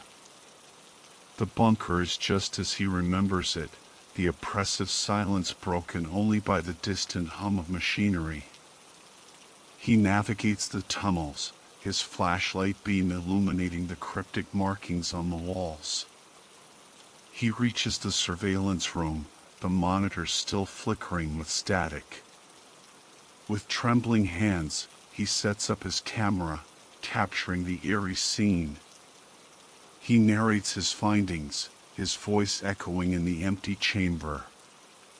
He then descends into the lower level, his heart pounding in his chest. The pulsating pods are still there, their rhythmic glow casting an otherworldly light on the chamber. Alex approaches cautiously, his camera capturing every detail. He narrates his observations, his voice tinged with a mixture of fear and determination. Suddenly, the lights flicker and die, plunging the chamber into darkness. The familiar growl echoes through the tunnels, sending a shiver down Alex's spine. He fumbles for his flashlight, his breath catching in his throat. The creature emerges from the shadows, its eyes burning with an unnatural light. Alex raises his camera, capturing its grotesque form. The creature lunges, its claws outstretched. Alex dodges, his heart pounding in his chest. He turns and runs, the creature hot on his heels. He races through the tunnels, his flashlight beam bouncing off the walls. He reaches the steel door, bursting through it into the passage beyond. He climbs the ladder, his lungs burning, his legs aching. He pushes the hatch open and emerges into the cool night air, gasping for breath. He's made it out alive, with evidence in hand. Back at his station, Alex reviews the footage, his stomach churning at the sight of the creature. He knows he has to share this with someone, but who? The local authorities? The media? He's not sure who to trust, but he knows he can't keep this to himself. The Caldwell story will be told, and the monster lurking beneath Echo Woods will be exposed. Alex's fight for the truth has just begun, and he's determined to see it through to the end, no matter the cost.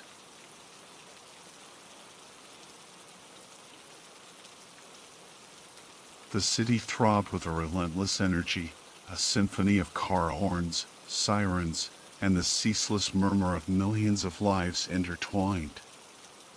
Alex, a park ranger with years under his belt, knew this urban jungle better than most. He'd seen its beauty, the vibrant green spaces nestled amidst the steel and concrete, offering a sanctuary to both wildlife and weary souls.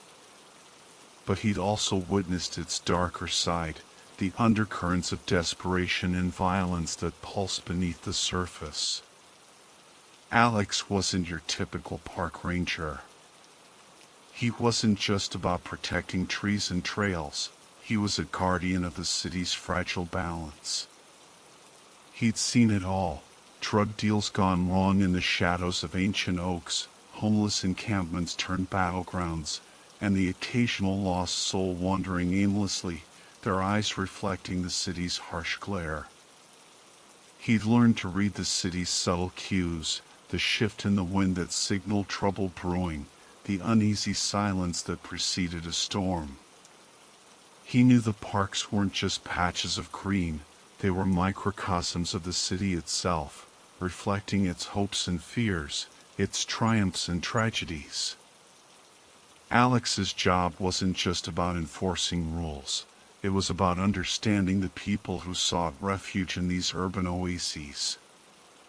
He'd shared quiet moments with elderly chess players, watched children's laughter echo through the trees, and offered a comforting presence to those grappling with life's burdens. But lately, a chill had settled over the city's parks.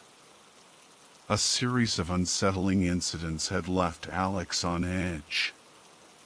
Joggers vanishing without a trace, their belongings left scattered on the trails. Eerie whispers carried on the breeze, hinting at a darkness lurking just beyond sight. Alex couldn't shake the feeling that something was amiss, something more sinister than the usual urban woes. He knew the city had its secrets, its hidden corners where shadows reigned. But this felt different, more insidious, like a predator stalking its prey in the heart of the concrete jungle. As the sun began to set, casting long shadows across the park, Alex tightened his grip on his flashlight. He was ready to face whatever lurked in the darkness, ready to protect the city's green heart from the unseen threats that threatened to consume it. The city's pulse quickened, and Alex's instincts told him the hunt was on. The city's pulse quickened, a discordant rhythm echoing Alex's own unease. The first whispers of the unseen evil came in the form of missing person reports. Joggers, who'd set out for their morning runs through the park's winding trails, simply vanished. Their belongings, a water bottle here, a discarded shoe there, were all that remained, grim breadcrumbs leading to a chilling dead end. Then came the violence. Homeless encampments, usually havens of quiet desperation, became scenes of brutal, inexplicable attacks. The victims bore no signs of robbery, no clear motive for the savagery inflicted upon them. The police were baffled, their investigations hitting brick walls of silence and fear. Alex, haunted by the growing sense of dread, couldn't ignore the mounting evidence. He knew these incidents weren't isolated, they were threads in a tapestry of darkness, woven into the very fabric of the park.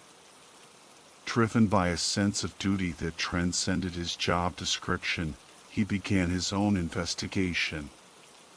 He spent countless hours poring over police reports, interviewing witnesses, and scouring the park's every nook and cranny.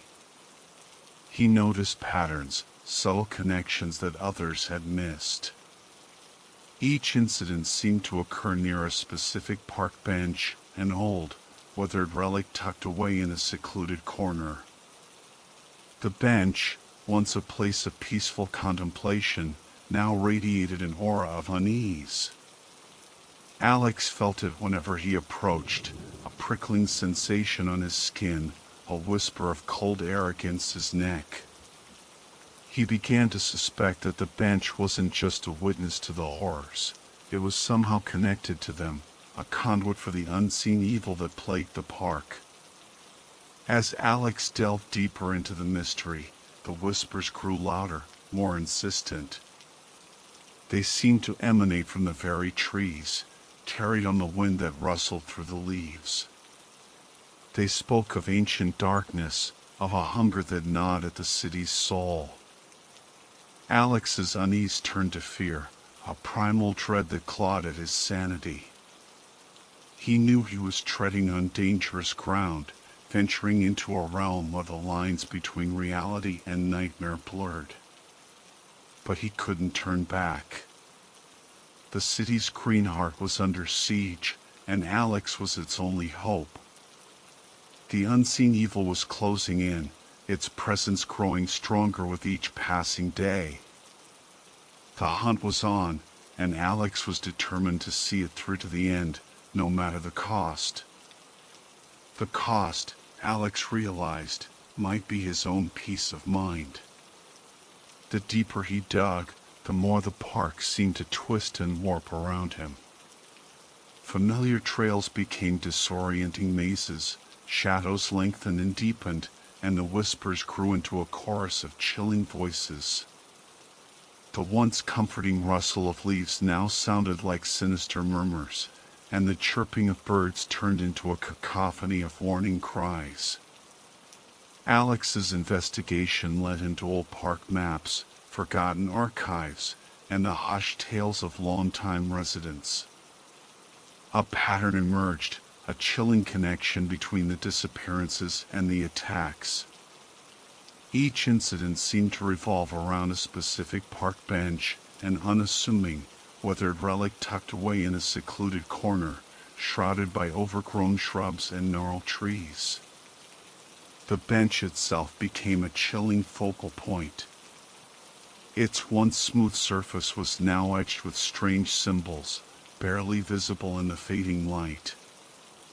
Alex felt an oppressive weight whenever he neared it, a sense of being watched by unseen eyes.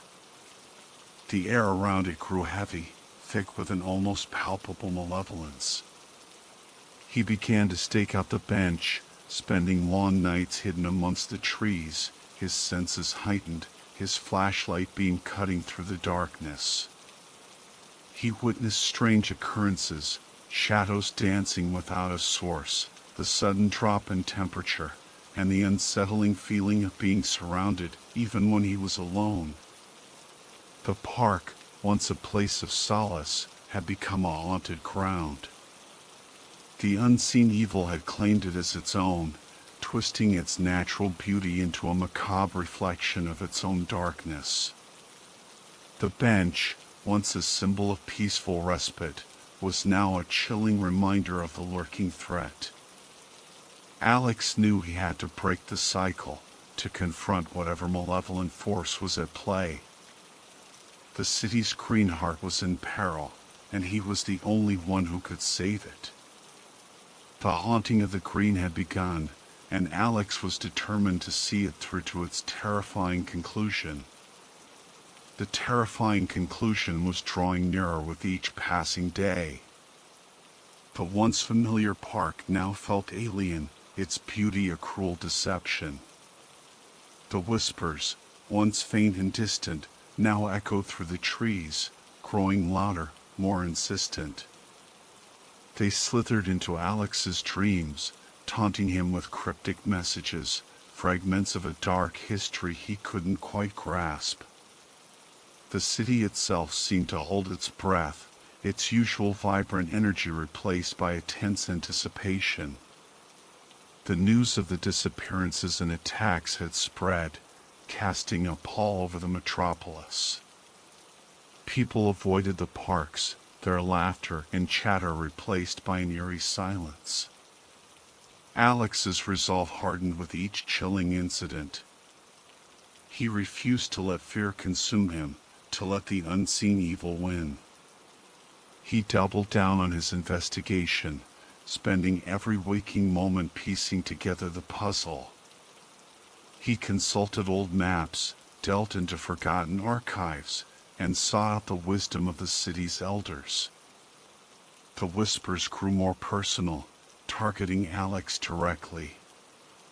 They mocked his efforts, questioned his sanity, and warned him to turn back. But Alex pressed on, his determination fueled by a growing sense of urgency. He knew time was running out, that the evil lurking in the park was growing stronger, hungrier. The park's natural beauty became a cruel facade, a mask concealing a terrifying truth. The sunlit meadows and tranquil ponds now seemed sinister, the shadows stretching and twisting into grotesque shapes. The wind carried the stench of decay, and the once vibrant flowers wilted under the oppressive weight of the unseen presence. Alex's sanity teetered on the edge. Sleep became a battleground of nightmares, and his waking hours were filled with a constant sense of unease. He felt the city's fear seeping into his own soul, threatening to consume him. But he refused to give in. He knew he was the only one who could stop this, the only one who could protect the city's green heart from the encroaching darkness. The whispers might grow louder, the shadows might deepen, but Alex would not falter. He was the guardian of this urban wilderness, and he would fight to the bitter end. The moon hung heavy in the sky, casting an eerie pallor over the park. Alex's boots crunched on the gravel path, the only sound breaking the oppressive silence. He gripped his flashlight tightly, its beam dancing nervously across the gnarled trees and overgrown bushes. The whispers had fallen silent, replaced by a suffocating stillness that pressed down on him like a physical weight. As he rounded a bend, his heart hammered in his chest. There, bathed in the ghostly moonlight, was the bench. And perched on its edge, a solitary figure. The figure's face was shrouded in shadow, but its eyes, twin points of malevolent light, pierced the darkness. Alex felt a chill crawl down his spine, a primal fear he hadn't experienced since his days as a rookie ranger. "Who's there?" he called out, his voice raspy from disuse. The figure didn't respond, but it rose slowly, its movements fluid and predatory. Alex raised his flashlight, the beam illuminating the figure's silhouette. It was tall and slender, its form vaguely human, but distorted, as if seen through a warped mirror. A wave of nausea washed over Alex. He knew, with a sickening certainty, that he was facing the source of the park's darkness, the embodiment of the whispers that had haunted his dreams. The figure lunged, its movements impossibly fast. Alex stumbled backward, barely dodging its outstretched claws. He turned and ran, his heart pounding in his ears. The figure gave chase, its silent pursuit a terrifying counterpoint to Alex's ragged breaths. The park's familiar trails twisted and turned, becoming a labyrinth of shadows and deceit. Alex's flashlight beam bounced off the trees, creating a strobe-like effect that disoriented him further. He could hear the figure's heavy breathing behind him, its presence a suffocating cloud of dread. Branches whipped at his face, thorns tore at his clothes, but Alex didn't dare slow down. He knew that if he faltered, even for a second, the figure would be upon him. The chase continued, a desperate dance of survival in the heart of the darkened park. Alex's lungs burned, his legs ached, but he pushed on, driven by a primal instinct to escape the clutches of the unseen evil. The chase reached a fever pitch as Alex burst through a thicket of brambles, stumbling into a small clearing. Moonlight bathed the space in an ethereal glow, revealing a dead end. Jagged rocks hemmed him in on three sides, and the figure emerged from the shadows, blocking his only escape. Alex's breath hitched in his throat. The figure stood tall, its form no longer vaguely human. Its skin shimmered with an oily sheen, its limbs elongated and twisted, ending in razor-sharp claws. Its face, once hidden, was now a grotesque mask of fangs and hollow sockets, where eyes burned with an unholy fire. A guttural growl rumbled from the creature's throat, and Alex felt a wave of despair wash over him. This wasn't just a predator, it was something ancient, something malevolent, feeding on the city's collective fear and sorrow. "You cannot escape," the creature hissed, its voice a chorus of whispers. You are mine, as is this city. Alex's hand tightened around his flashlight, his knuckles white. He knew he was outmatched, physically and perhaps even spiritually. But he also knew he couldn't give up. The park, the city, depended on him. I won't let you take them, Alex said, his voice surprisingly steady. This park is a sanctuary, not your feeding ground. The creature laughed, a hollow, chilling sound that echoed through the clearing. Sanctuary? This city is a breeding ground for despair, a feast for the likes of me. Alex felt a surge of defiance rise within him. He thought of the joggers who'd vanished, the homeless victims of senseless violence, the fear that gripped the city. He thought of the park's quiet beauty, the laughter of children, the solace it offered to the weary. You're wrong, Alex said, his voice ringing with conviction. This park is a symbol of hope, of resilience. It's a reminder that even in the darkest corners of the city, life finds a way. The creature snarled, its claws flexing. Hope is an illusion, Ranger. Despair is the true nature of this place. Alex stood his ground, his connection to the park deepening, strengthening. He felt the ancient trees whispering their support, the earth beneath his feet offering its unwavering strength. He was now alone in this fight. We'll see about that, Alex said, raising his flashlight like a weapon. I'm not giving up on this park or this city. Not today, not ever. The creature lunged, its claws slashing through the air. Alex dodged, the flashlight beam momentarily blinding the creature.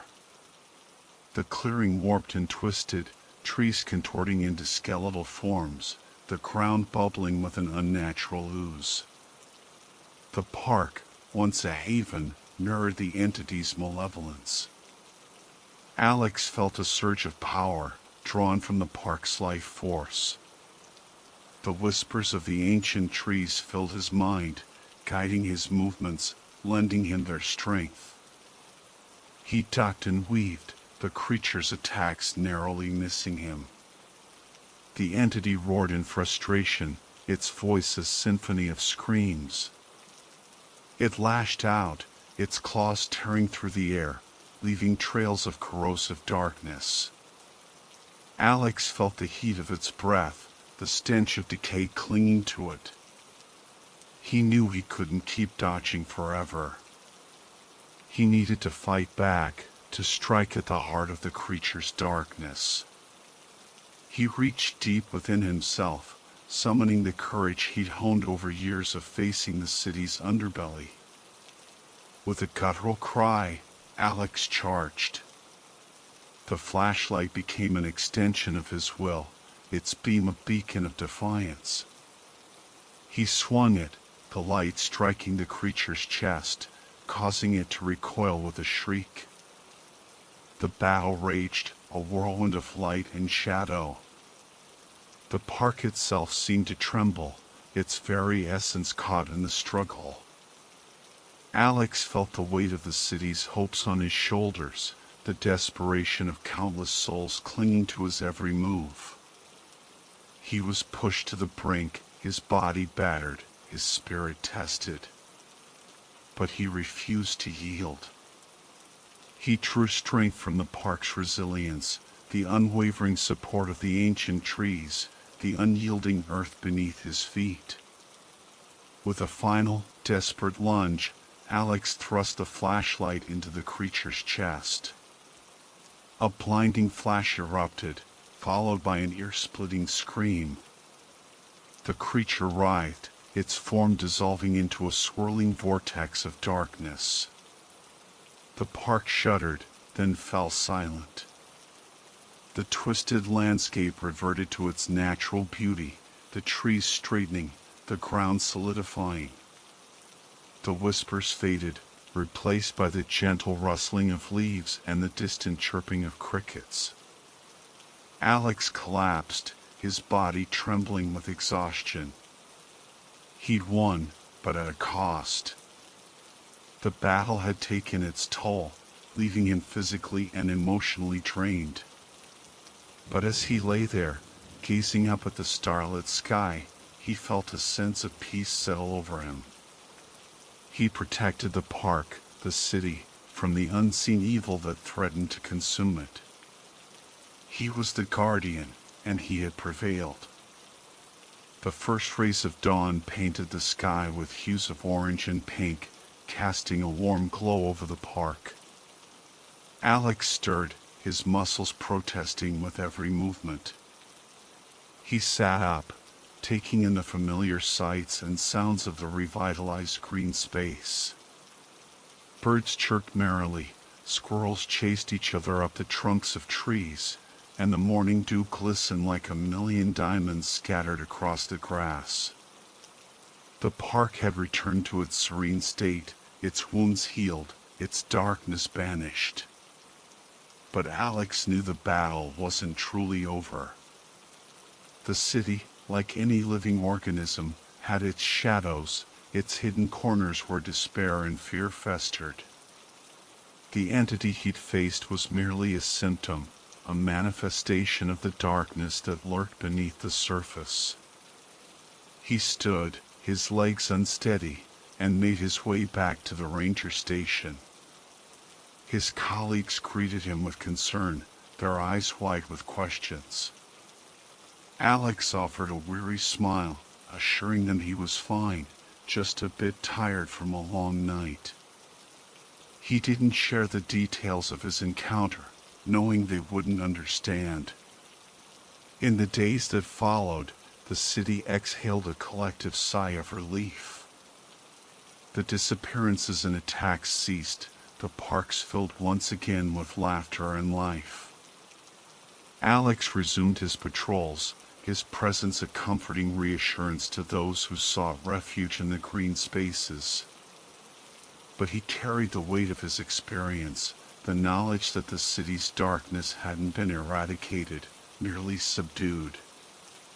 He glimpsed the abyss, felt its icy breath on his neck. He knew it could return, stronger, more insidious. Alex became a silent guardian, his vigilance sharpened, his senses attuned to the subtle shifts in the city's pulse.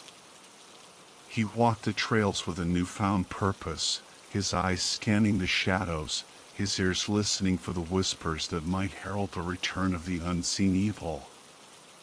He was no longer just a park ranger, he was the city's protector, a shield against the darkness that threatened to consume it. He'd faced the abyss and emerged victorious, forever marked by the encounter. And as long as he drew breath, he would stand ready, a vigilant guardian against the unseen evil that lurked within the concrete jungle.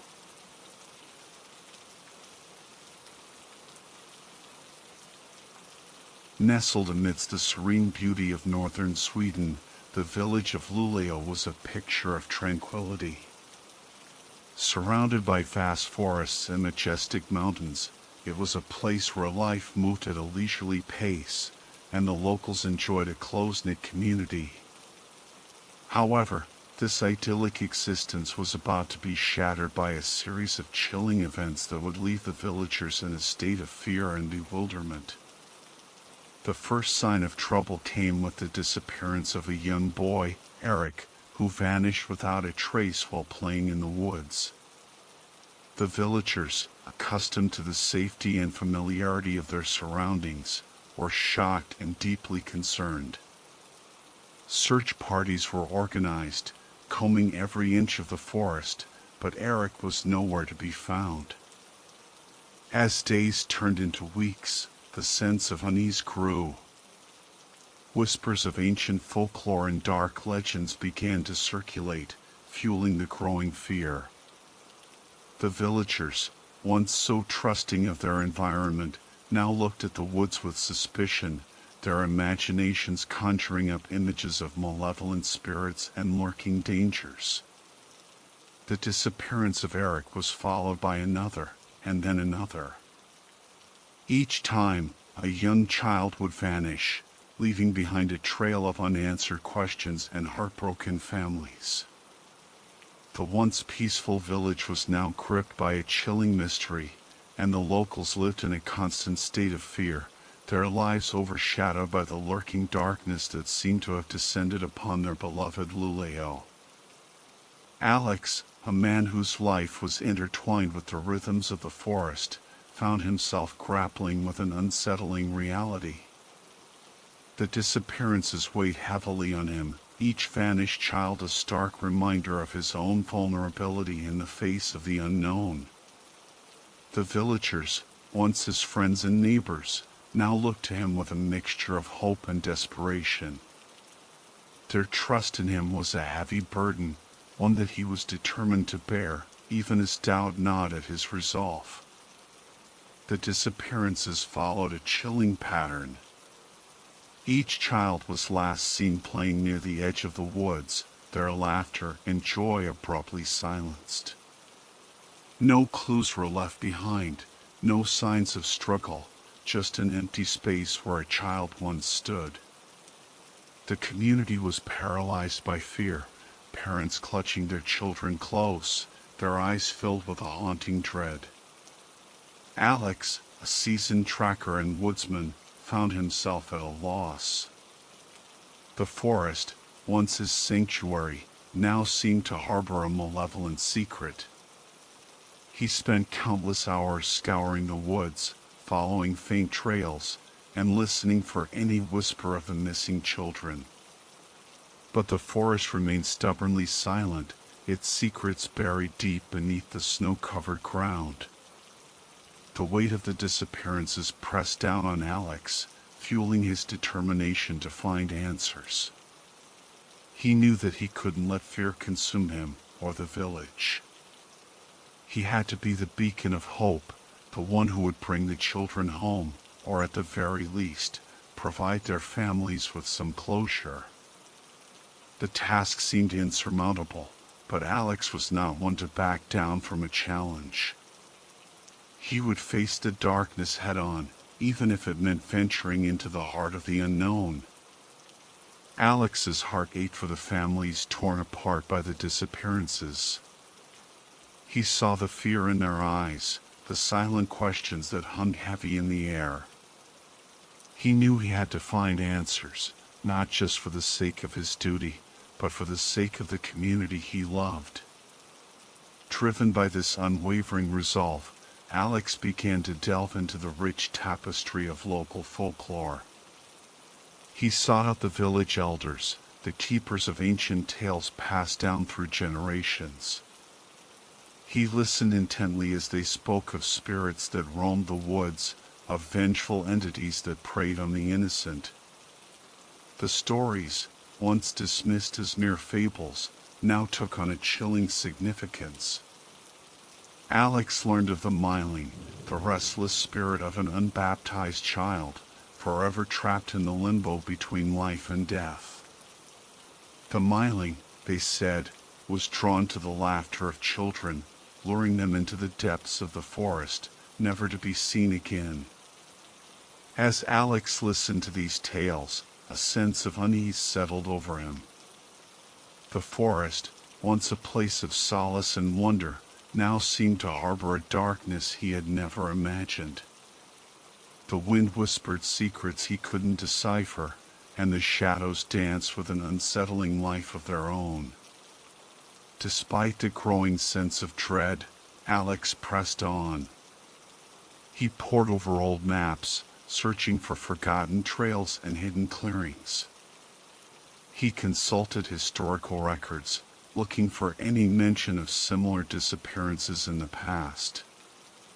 The deeper he delved, the more convinced he became that the answer lay not in the physical world, but in the realm of the supernatural. Alex's investigation led him to the outskirts of the village, where an ancient stone circle stood, shrouded in mystery. The villagers whispered that it was a place of power, a gateway between the world of the living and the realm of the spirits. Alex felt a shiver run down his spine as he approached the circle, the air thick with an otherworldly energy. As darkness fell, Alex found himself drawn to the stone circle, an irresistible pull guiding his steps. He stood at its edge, his heart pounding in his chest, the wind whipping around him, carrying the whispers of the ancient spirits. He knew that he was treading on dangerous ground, but he was determined to uncover the truth, no matter the cost. The once familiar forest now felt alien and hostile. The rustling of leaves sounded like hushed whispers, and every snap of a twig sent a jolt of fear through Alex's heart. He couldn't shake the feeling that he was being watched, that unseen eyes followed his every move. Alex ventured deeper into the woods. The air grew heavy, the silence pressing down on him with an almost physical force. Suddenly, a movement caught his eye, a fleeting shadow darting between the trees. He froze, his breath catching in his throat. Was it a trick of the light, or something more sinister? Heart pounding, Alex cautiously followed the shadow, his senses heightened. The deeper he went, the more intense the feeling of being watched became. He could almost hear the whispers on the wind, taunting him, urging him to turn back. But Alex was resolute. He would not be deterred. As he pushed through the dense undergrowth, a bone-chilling cold washed over him. The temperature seemed to plummet, the air growing thick with an otherworldly presence. Alex's breath fogged in front of him, his every instinct screaming at him to flee. But he pressed on, his determination fueled by a desperate need for answers. The forest seemed to close in around him, the trees twisting and contorting into grotesque shapes. The whispers grew louder, morphing into a chorus of disembodied voices that echoed through the woods. Alex felt his grip on reality slipping, the line between the natural and the supernatural blurring before his eyes. He stumbled upon a clearing, bathed in an eerie moonlight. In the center, a solitary figure stood, its back turned to him. Alex's heart hammered in his chest as he called out, his voice trembling. The figure slowly turned, its face shrouded in shadow. A cold dread washed over Alex as he realized that he was now alone in the woods. Something ancient and malevolent lurked in the darkness, and it had been waiting for him. The figure remained motionless, its silhouette a stark contrast against the pale moonlight. Alex's breath hitched in his throat, a primal fear gripping him. He tried to speak again, but his voice failed him. The silence stretched, thick and heavy, amplifying the pounding of his heart. Then, with a suddenness that made Alex jump, the figure turned. Its face, illuminated by the moon, was a mask of sorrow and despair. Hollow eyes stared into his, and a silent scream seemed to emanate from its spectral form. Alex staggered back, his mind reeling. He was face to face with the Myling, the vengeful spirit of the woods. The Myling's presence was overwhelming, a chilling aura that seeped into Alex's bones. He felt a wave of despair wash over him, the weight of the missing children's sorrow pressing down on his soul. The Myling's eyes, filled with an ancient pain, seemed to pierce through him, revealing the depths of its torment. Alex stumbled backward, his legs weak, his mind struggling to comprehend the reality before him. The The myling glided towards him, its movements fluid and ethereal. Alex's instinct screamed at him to run, but his feet were rooted to the spot. He was trapped, caught in the myling's spectral grasp. As the myling drew closer, Alex noticed something in its arms, a bundle wrapped in tattered cloth. The realization hit him like a thunderbolt. The bundle was a child, its tiny form limp and lifeless. The myling cradled it with a tenderness that belied its vengeful nature, a haunting reminder of its own tragic fate. Alex's heart ached with a profound sadness. He understood then the myling's sorrow, its endless search for solace in the stolen innocence of children. The clearing, the withered trees, the ancient ritual, it all made sense now. This was the myling's domain, the epicenter of the disappearances. The weight of the revelation was almost too much to bear. Alex felt a surge of anger, a burning desire to fight back against this malevolent entity. But he also felt a deep empathy for the myling, a creature trapped in an eternal cycle of pain and loss. He knew that he had to find a way to break the cycle, to bring peace to the tormented spirit and the grieving families of Luleo. The encounter with the myling left Alex shaken but also strangely invigorated. A newfound determination surged through him, a resolve to end the myling's reign of terror and bring peace to the troubled spirits of the forest. He returned to the village, his mind buzzing with questions and theories. He delved deeper into the local archives, poring over dusty tomes and faded manuscripts, searching for any clues that might help him understand the myling and its motives. Late one night, while sifting through a collection of ancient folklore, Alex stumbled upon a passage that made his heart skip a beat. It spoke of a ritual, a way to appease the myling and release it from its eternal torment. The ritual involved gathering specific herbs and performing a series of chants under the moonlight, at the very heart of the myling's domain. Alex's pulse quickened. Could this be the answer he had been searching for? The ritual was dangerous, fraught with uncertainty, but it offered a glimmer of hope. He knew the risks, but he also knew that he couldn't stand idly by while the myling continued to claim innocent lives. With a renewed sense of purpose, Alex set about preparing for the ritual. He gathered the necessary herbs, their pungent aroma filling his small cabin. He practiced the ancient chants, their haunting melody echoing through the silent night. As the full moon approached, Alex felt a mix of trepidation and anticipation. He was about to face the unknown, to confront the darkness that had plagued Luleo for far too long. The night of the full moon arrived, casting an ethereal glow over the snow-covered landscape.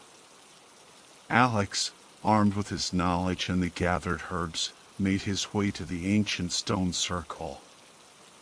The air crackled with an unseen energy, the whispers of the forest growing louder with each step he took.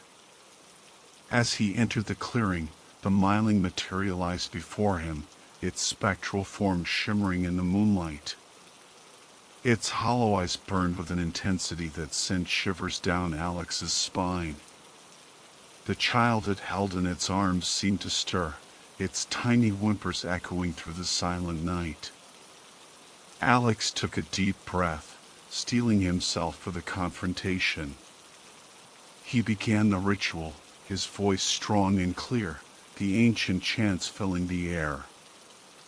The myling's eyes widened, a flicker of surprise crossing its spectral face. The herbs Alex scattered around the circle began to glow, their light weaving a protective barrier around him. The myling let out a mournful wail, its sorrow echoing through the forest. It reached out towards Alex, its spectral hand grasping at the air. But the barrier held, its light repelling the Myling's touch. Alex continued the chant, his voice unwavering, his determination growing with each passing moment. The Myling's form began to flicker, its grip on the child weakening. The child's whimpers grew louder, its tiny body struggling against the Myling's embrace. Alex's heart pounded in his chest, the tension reaching a fever pitch. He knew that he was close, that he was on the verge of breaking the Myling's hold. With a final, powerful chant, Alex completed the ritual. The clearing erupted in a blinding flash of light, the energy swirling around them like a vortex. The Myling's form dissolved, its mournful cries fading into the night. The child, free from its spectral grasp, floated gently to the ground, its tiny chest rising and falling with each breath. Alex rushed to the child's side, scooping it up into his arms. The child's eyes fluttered open, revealing a spark of life that had been all but extinguished. Alex's heart swelled with relief and gratitude. He had done it. He had broken the Myling's curse and saved an innocent life. As Alex emerged from the woods, the first rays of dawn painted the sky with a soft, hopeful light. He carried the child, now sleeping peacefully in his arms, back to the village. The news of the rescue spread like wildfire, bringing a wave of relief and joy to the community. The missing children, one by one, began to reappear, their faces etched with the trauma of their ordeal, but their eyes filled with a newfound hope. The villagers gathered around Alex, their gratitude overflowing. He had faced the darkness and emerged victorious, restoring peace to their beloved Luleo. The mystery of the disappearances was finally solved, the Myling's curse broken. The villagers could once again walk in the woods without fear, their laughter echoing through the trees, a testament to the resilience of the human spirit. Alex, hailed as a hero, remained humble. He knew that the true heroes were the children, who had endured the Myling's torment and emerged stronger. He also knew that the memory of the Myling would forever linger in the shadows, a reminder of the darkness that lurked beneath the surface of their idyllic existence. The village of Luleo slowly returned to its peaceful rhythm, the scars of the disappearances gradually healing. But the events of that winter would forever be etched in the annals of their history, a chilling tale whispered around fireplaces on cold winter nights, a reminder of the power of courage, empathy, and the enduring strength of the human spirit in the face of the unknown.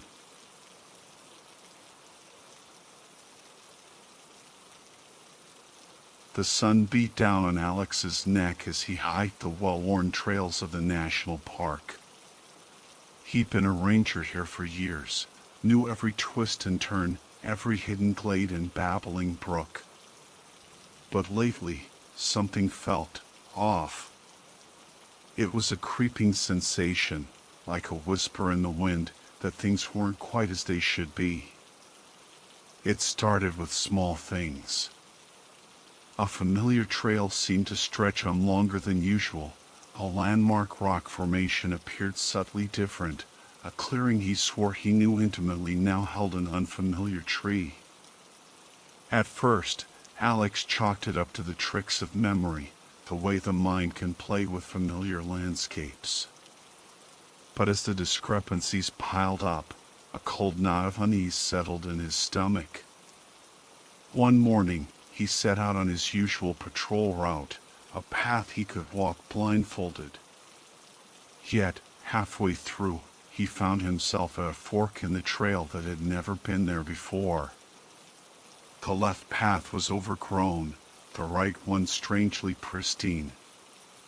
A shiver ran down his spine. This wasn't just his mind playing tricks, something was fundamentally wrong. He chose the right path, his boots crunching on the unnaturally smooth gravel.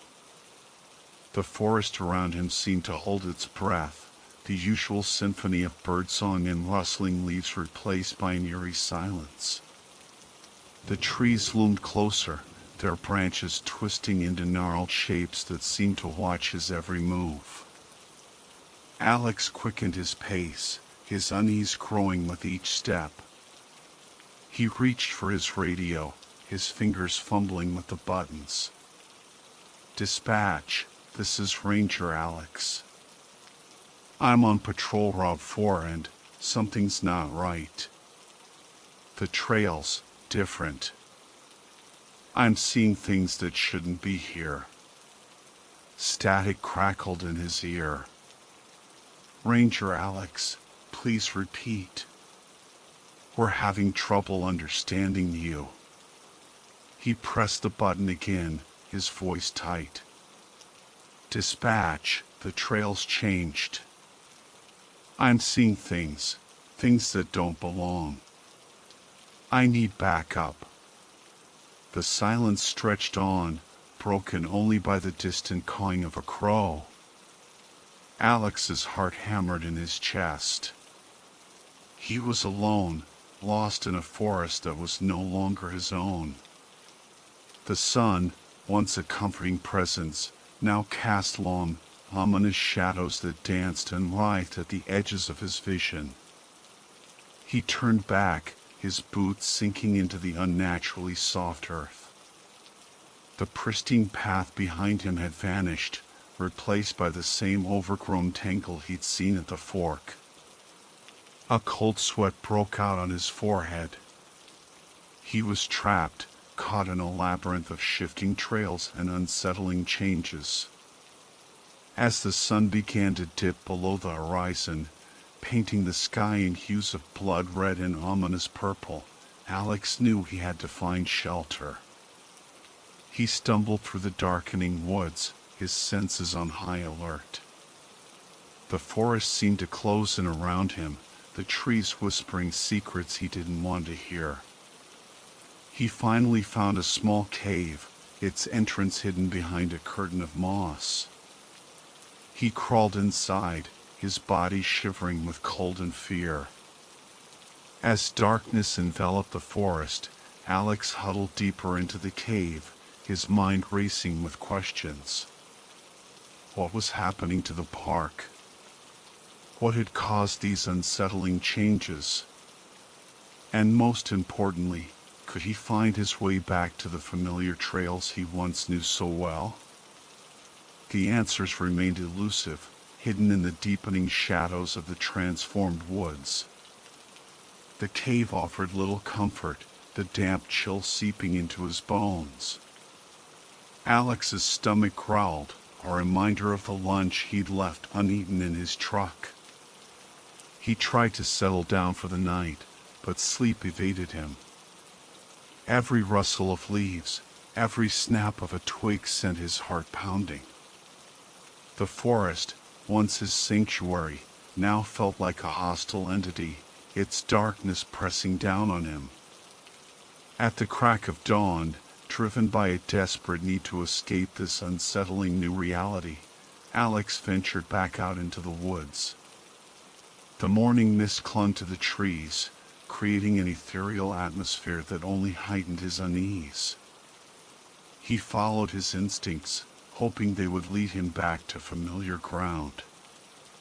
As he pushed deeper into the woods, he stumbled upon a clearing he'd never seen before. In the center, a dilapidated tent sagged under the weight of the morning dew. Curiosity mingled with trepidation as Alex approached.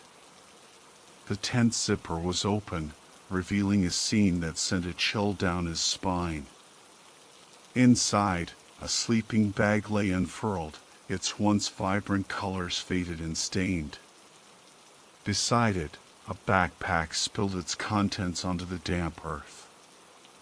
A half-eaten granola bar, a crumpled map, a pair of hiking boots, all seemingly untouched for months, yet strangely devoid of any signs of animal interference. Alex knelt down, his fingers tracing the worn leather of the boots. They were too pristine, too well preserved for an abandoned campsite. A sense of dread washed over him. He'd seen his share of lost hikers and forgotten campsites, but this was different. It was as if time itself had warped around this place, leaving behind a haunting echo of its former occupants. He stood up, his gaze sweeping the clearing. The forest seemed to watch him, its silence a heavy shroud. He felt a prickling sensation on the back of his neck, the instinctive feeling of being observed. He turned quickly, his hand reaching for his radio, but there was nothing there. Just the endless expanse of trees, their branches swaying in an unseen breeze. Alex continued his trek, his mind reeling with unanswered questions. The abandoned campsite was just another piece in the growing puzzle of the park's transformation. He encountered more strange occurrences as the day wore on, a trail that ended abruptly at a sheer cliff face, a grove of trees with bark that seemed to pulse and breathe. With each step, Alex's sense of reality frayed further. The park he knew, the park he loved, was slipping away, replaced by something sinister and unknown.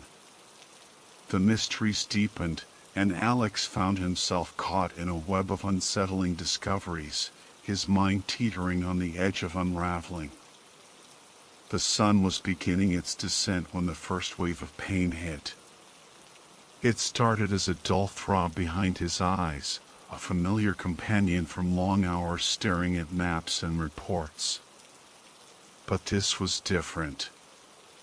It intensified rapidly, a relentless pounding that seemed to echo the unnatural rhythm of the forest.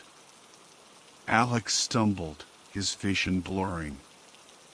He clutched his head, his knuckles white. The pain was blinding, a relentless assault on his senses. He sank to his knees, the damp earth a cold comfort against his burning skin.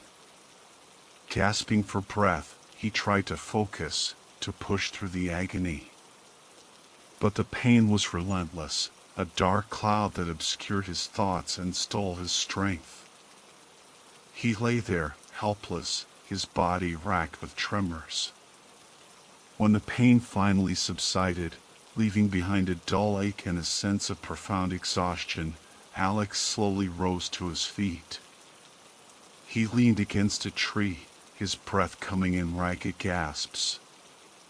The forest seemed to hum with an eerie energy, its silence a mocking echo of his own suffering. The headaches became a recurring torment, striking without warning, leaving Alex disoriented and weak. He tried everything: over-the-counter painkillers, herbal remedies, even a visit to the park's overworked doctor. Nothing helped. The pain was always there, lurking beneath the surface, ready to pounce at the slightest provocation. His colleagues noticed the change in him. His once cheerful demeanor was replaced by a grim stoicism, his eyes shadowed with pain. They offered their concern, their support, but Alex brushed them off. He didn't want their pity, their worried glances. He just wanted the pain to stop. "Alex, you look awful," Sarah, his fellow ranger, said one morning, her brow furrowed with worry. "You need to take some time off, get some rest." Alex forced a smile, his lips tight. "I'm fine, Sarah. Just a bit of a headache. Nothing to worry about." She shook her head, her voice firm. "This isn't just a headache, Alex. You're not yourself. You need to take care of yourself. He sighed, his shoulders slumping. I'll be fine, Sarah. Really? I just need to push through it. But the truth was, he wasn't fine. The headaches were taking their toll, chipping away at his resolve, his sanity. The park, once his haven, now felt like a prison, its beauty tainted by the constant specter of pain.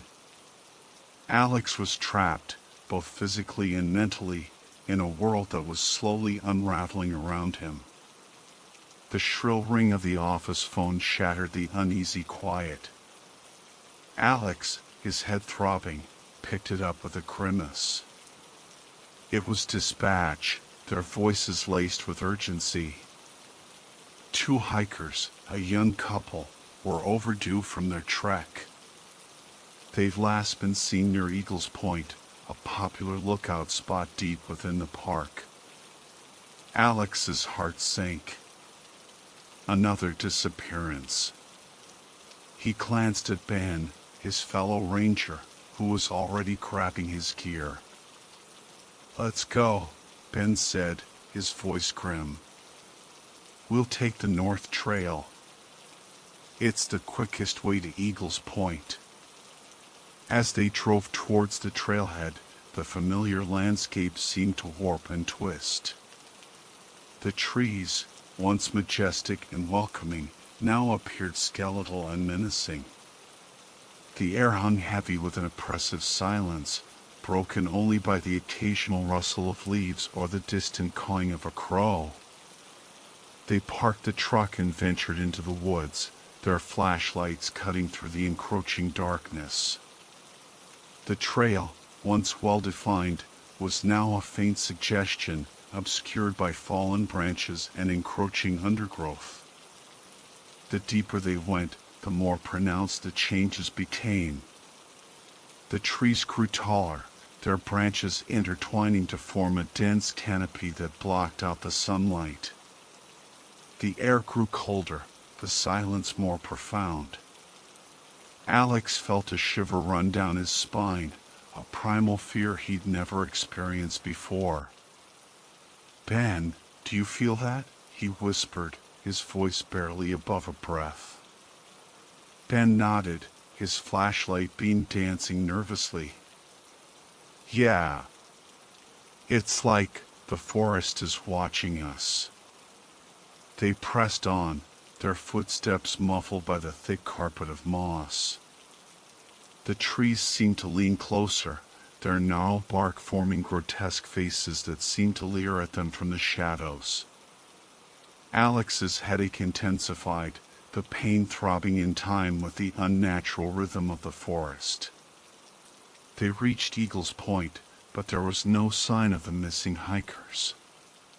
Just the windswept vista, the endless expanse of trees stretching towards the horizon. Alex felt a sense of despair wash over him. The park was no longer a place of beauty and wonder. It was a labyrinth of shadows and secrets, a place where people vanished without a trace. As they turned to leave, a strange sound echoed through the trees. It was a high-pitched, keening wail, like the cry of a wounded animal. Alex and Ben exchanged a look of alarm. They'd never heard anything like it before. The sound grew closer, louder, more insistent. Alex's heart hammered in his chest. He gripped his flashlight tighter, his knuckles white. The forest seemed to hold its breath, the silence a prelude to something terrible. Suddenly, the trees parted, revealing a clearing bathed in an eerie, unnatural light. In the center, a figure stood, its silhouette tall and slender against the glowing backdrop. Alex and Ben froze, their flashlights trained on the figure. It turned slowly, its face a mask of shadows. Its eyes, however, burned with an unholy light, piercing the darkness like twin beacons. Alex felt a wave of nausea wash over him. This was no hiker, no lost camper. This was something else entirely, something that shouldn't exist. A guttural growl ripped through the silence, and the figure lunged. Alex and Ben reacted on instinct, diving in opposite directions as the creature's claws raked the air where they just stood. The flashlight tumbled from Ben's hand, its beam casting frantic shadows across the clearing. In the chaos, Alex lost sight of Ben. He scrambled to his feet, his heart pounding like a drum. The creature's howls echoed through the trees, a symphony of madness and hunger. Alex knew he had to run, to put as much distance between himself and the monster as possible. He crashed through the undergrowth, branches whipping at his face and thorns tearing at his clothes. The GPS on his wrist flickered uselessly, its signal lost in the unnatural distortion of the forest.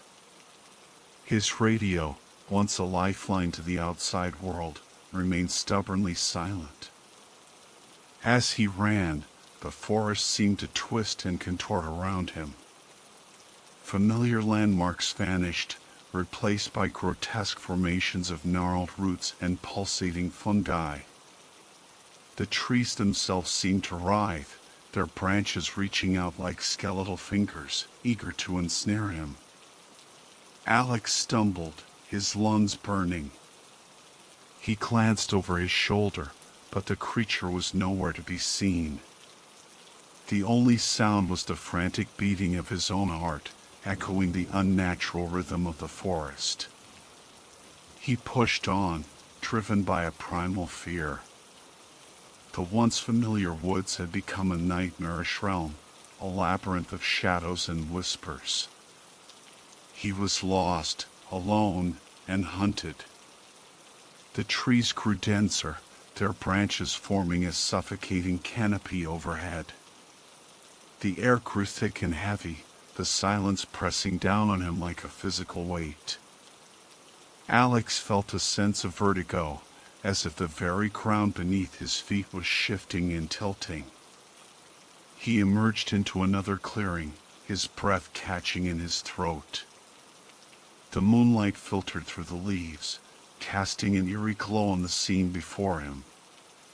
The clearing was filled with twisted, skeletal trees, their branches reaching towards the sky like the claws of some monstrous beast. In the center of the clearing, a pool of black water shimmered, its surface reflecting the distorted image of the moon. Alex felt an irresistible pull towards it, a morbid curiosity that he couldn't shake. He approached cautiously, his boots sinking into the soft earth. As he peered into the inky depths, he saw a reflection that wasn't his own. A pair of glowing eyes stared back at him, their malevolence chilling him to the bone. Alex stumbled back, his heart pounding in his chest. He turned to run, but the forest had closed in around him, the trees forming an impenetrable wall. He was trapped, cornered, with no escape. The creature emerged from the pool, its form a grotesque mockery of humanity. Its skin was pale and translucent, its limbs elongated and twisted. Its eyes, those burning beacons of malice, fixed on Alex, their gaze filled with an insatiable hunger. Alex knew in that moment that he was lost. The forest had claimed him, swallowed him whole. He was no longer in the world he knew, but in a nightmarish realm where the laws of nature no longer applied. He was alone, at the mercy of the unnatural, his fate sealed in the heart of the transformed woods. Adrenaline surged through Alex's veins, momentarily eclipsing the pounding in his head. He turned and bolted, the creature's guttural snarls hot on his heels. Branches whipped at his face, roots snagged at his ankles, but he didn't dare slow down. The forest was a blur of twisted shapes and shifting shadows, a macabre obstacle course in his desperate flight for survival. He burst into another clearing, his lungs screaming for air. In the center, a familiar sight offered a glimmer of hope, a blue SUV, its paint dulled by a thick layer of dust. It was the missing hiker's vehicle. Alex's breath hitched in his throat. Had they made it this far? Were they still alive, trapped somewhere in this nightmarish forest? He fumbled for the door handle, his fingers slick with sweat. It was locked. Desperation clawed at him. He circled the vehicle, searching for any sign of entry. The windows were rolled up tight, the tires sunk deep into the soft earth. It was as if the SUV had simply materialized here, a ghost from another world. A blood-curdling shriek echoed through the trees, freezing Alex in his tracks. The creature was close, its presence a palpable weight in the air. He spun around, his heart pounding in his chest. The creature emerged from the shadows, its form even more grotesque in the pale moonlight. It moved with an unnatural grace, its elongated limbs propelling it forward with terrifying speed. Alex knew he had to find a way inside the SUV, or he was dead. He spotted a rock, its edges sharp and jagged. With a desperate cry, he hurled it at the rear window, the glass shattering into 1,000 pieces. He dove through the opening, the creature's claws grazing his heels. The interior of the SUV was a scene of horror. Blood splattered the dashboard, the seats, the floor. A pair of human eyes, their sockets still attached, stared blankly from the rearview mirror. Alex gagged, his stomach churning. Another shriek, closer this time, sent him scrambling into the driver's seat. He fumbled with the keys, his hands shaking uncontrollably. The engine roared to life, its sound a defiant roar against the encroaching darkness.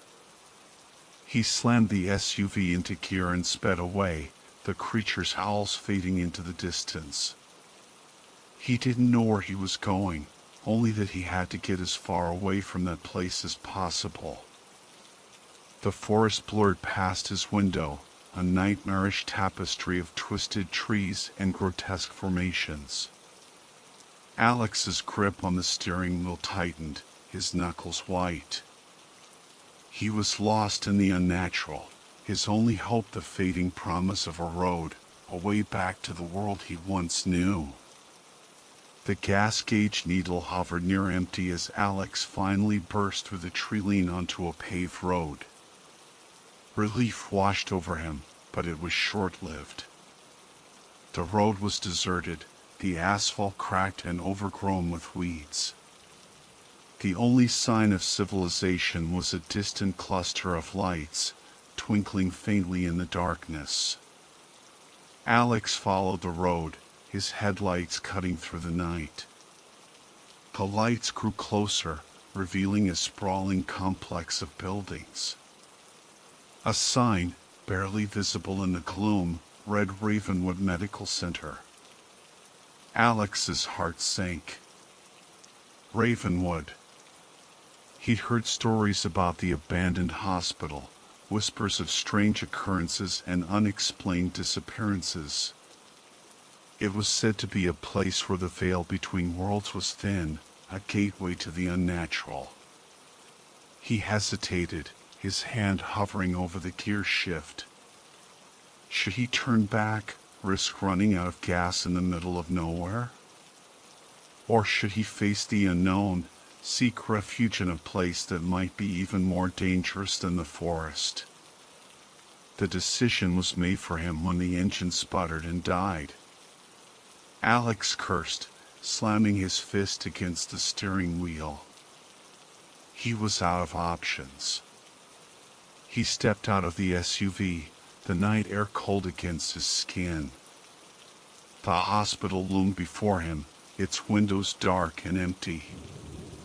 The only sound was the wind whistling through the broken panes, a mournful dirge that sent shivers down his spine. He pushed open the heavy front doors, their hinges creaking in protest. The lobby was a scene of desolation. Dust-covered furniture lay scattered about, medical charts littered the floor, and the air hung heavy with the scent of decay. Alex ventured deeper into the building, his footsteps echoing in the empty corridors. The flickering fluorescent lights cast long, eerie shadows, and the silence was broken only by the occasional drip of water or the scuttling of unseen creatures. He rounded a corner and stumbled upon a figure huddled in a wheelchair.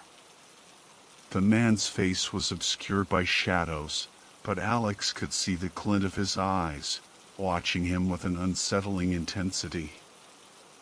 "Who are you?" Alex asked, his voice echoing in the cavernous space.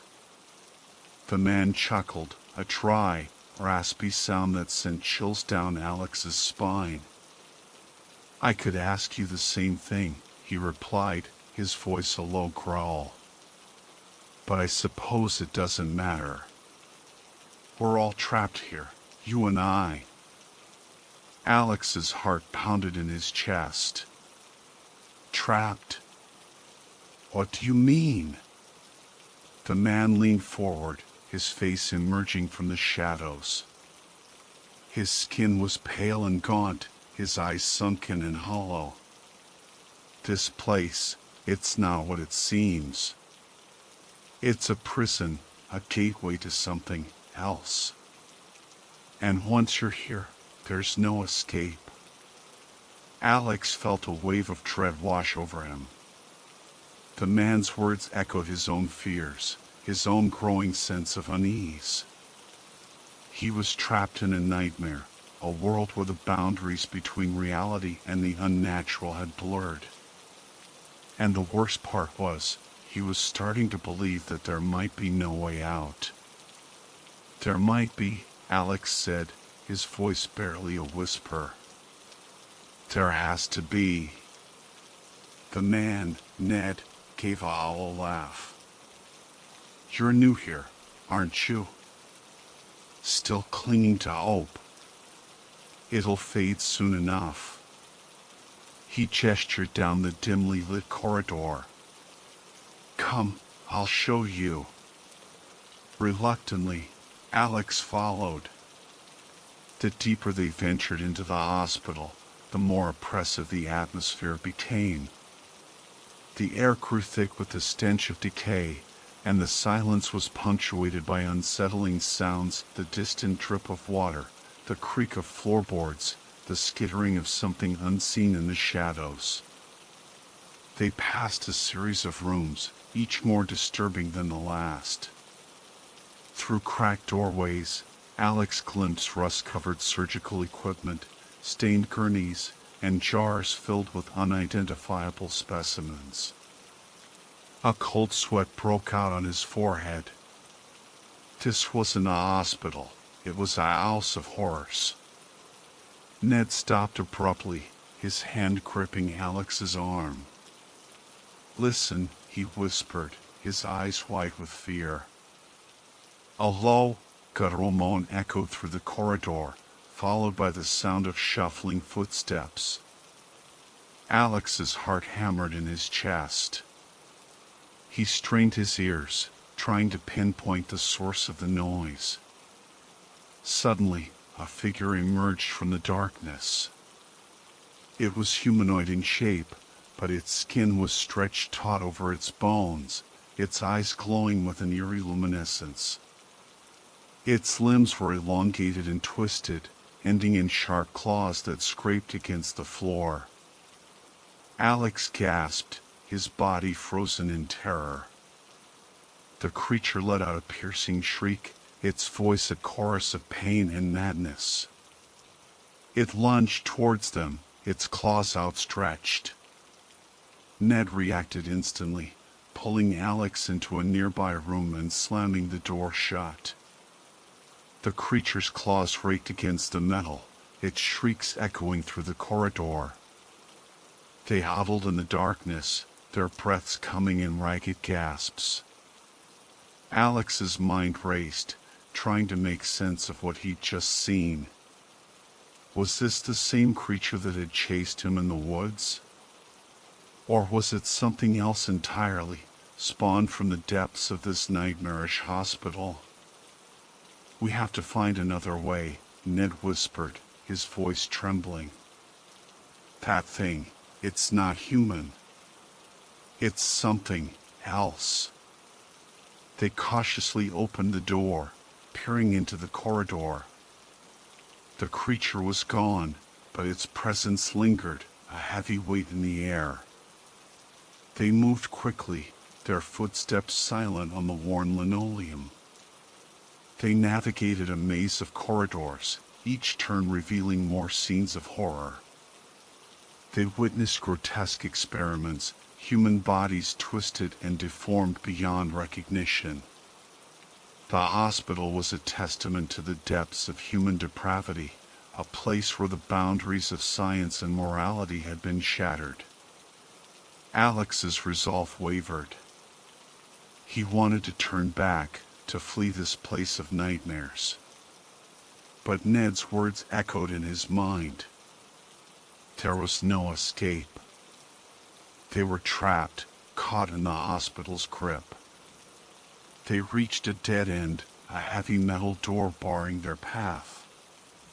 Ned fumbled with the handle, his breath coming in short, panicked gasps. The door wouldn't budge. "We're trapped," Alex said, his voice hollow. Ned shook his head, his eyes wild with desperation. "There has to be another way. There has to be." Suddenly, a scratching sound came from behind them. They turned to see the creature emerging from the shadows, its claws clicking against the floor. Its eyes glowed with an unholy hunger, its grin a grotesque mockery of a smile. Alex and Ned exchanged a look of terror. They were cornered, with no escape. The creature advanced, its presence filling the corridor with an oppressive dread. In that moment, Alex knew they were facing a choice. They could surrender to the darkness, become another victim of this nightmarish place.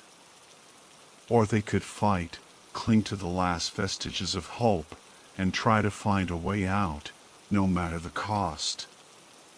Alex's hand instinctively reached for his belt, his fingers closing around the reassuring weight of his multi-tool. It wasn't much, but it was something. He glanced at Ned, who was clutching a fire extinguisher he'd ripped from the wall. A grim determination flickered in his eyes. "We have to fight," Alex said, his voice surprisingly steady. "We can't let it take us." Ned nodded, his grip tightening on the extinguisher. "Then let's give it hell." They braced themselves as the creature lunged. Alex swung his multi-tool, the blade catching the creature's arm, eliciting a screech of pain. Ned followed up with a blast from the extinguisher, the foam momentarily blinding the creature. They used the distraction to their advantage, scrambling past the creature and down the corridor. They didn't stop running until they reached a stairwell, its metal door hanging open invitingly. They burst through, taking the stairs two at a time. They emerged onto the roof, the cool night air a welcome relief from the oppressive atmosphere of the hospital. The city lights twinkled in the distance, a reminder of the world they were fighting to return to. But their respite was short-lived. The creature's shrieks echoed from below, its footsteps pounding up the stairwell. Alex and Ned exchanged a desperate look. They were trapped, with nowhere to run.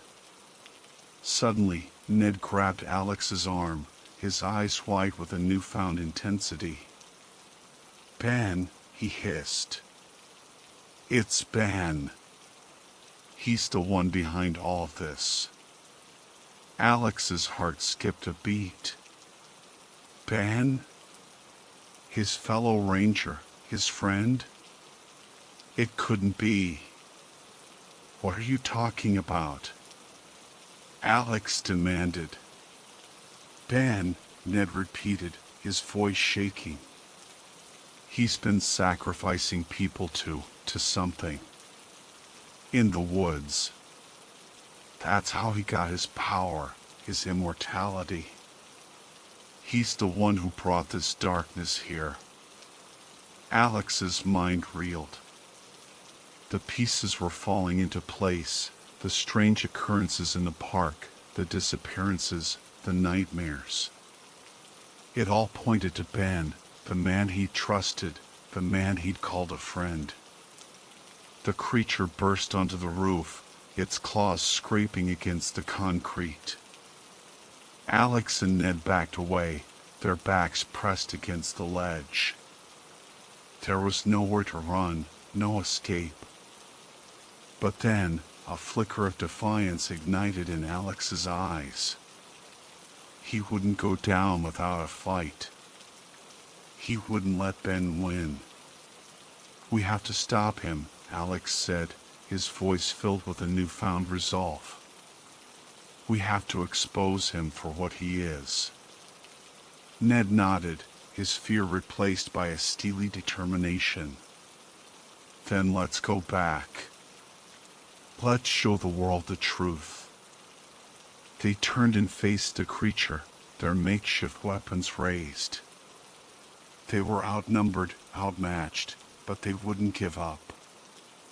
They would fight, not just for their own survival, but for the sake of everyone who had fallen victim to Ben's twisted schemes. As the creature lunged, Alex and Ned met its charge. The battle was brutal, a desperate struggle against an unnatural foe. But fueled by their anger and their thirst for justice, they fought with a ferocity they never knew they possessed. And in the heart of that crumbling hospital, under the watchful eyes of the city lights, they vowed to bring Ben's reign of terror to an end. The truth would be revealed, no matter the cost. They escaped the hospital, the city lights a beacon in the oppressive darkness. Alex, fueled by a newfound purpose, led the way back to the park, Ned trailing behind, a mix of trepidation and grim resolve etched on his face. The familiar trails were now warped and twisted, a chilling echo of the horrors they'd witnessed. They journeyed deeper into the woods, the unnatural silence pressing down on them. The trees seemed to whisper warnings, their branches reaching out like grasping claws. Alex's heart pounded in his chest, but he refused to yield to fear.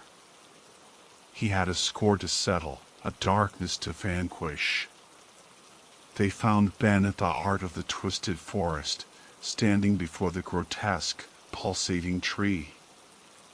The monstrous entity lurked nearby, its presence a suffocating weight in the air. Ben's eyes gleamed with an unholy light, his once familiar face contorted into a mask of madness. "Alex," Ben's voice dripped with a sickening sweetness. "You've returned. And you've brought a friend."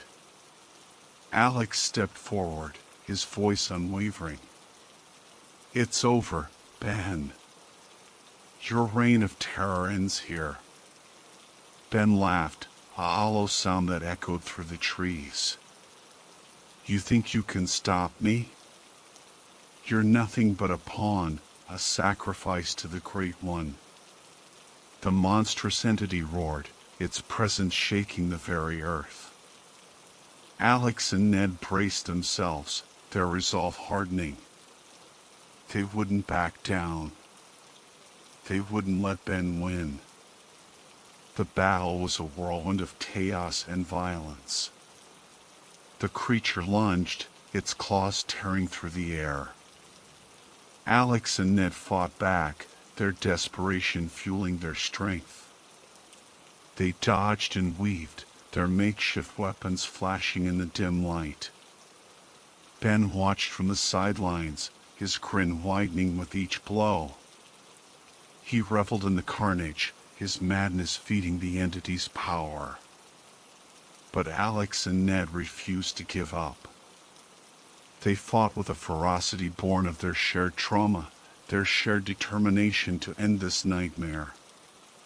In a final, desperate act, Alex lunged at Ben, tackling him to the ground. They wrestled, their bodies entwined in a desperate struggle. Ben's strength was unnatural, his grip like iron. But Alex held on, his fingers digging into Ben's flesh. With a final surge of adrenaline, Alex managed to overpower Ben, pinning him to the ground. He reached for his multi-tool, its blade glinting in the moonlight. "This ends now," Alex growled, his voice raw with emotion. He raised the blade, ready to strike. But before he could deliver the final blow, the ground beneath them trembled. The monstrous entity roared, its fury shaking the forest to its core. The earth split open, a gaping maw swallowing Ben whole. The creature followed, its howls fading into the depths. The forest fell silent, the unnatural light dimming. Alex and Ned lay on the ground, their bodies battered and bruised. They had survived, but at a terrible cost. The park was forever scarred, its beauty tainted by the darkness that Ben had unleashed. As the first rays of dawn pierced through the canopy, Alex and Ned slowly rose to their feet. They looked at each other, their eyes filled with a mixture of relief and sorrow.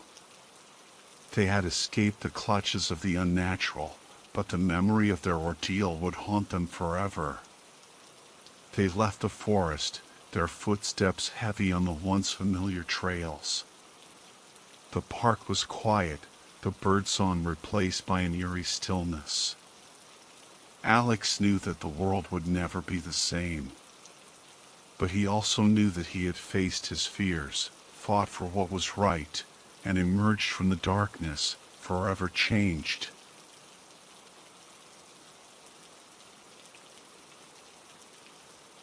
The sun was already starting to paint the sky with vibrant hues of orange and gold as Alex Carter, a seasoned park ranger, embarked on his morning patrol through the heart of Superior National Forest.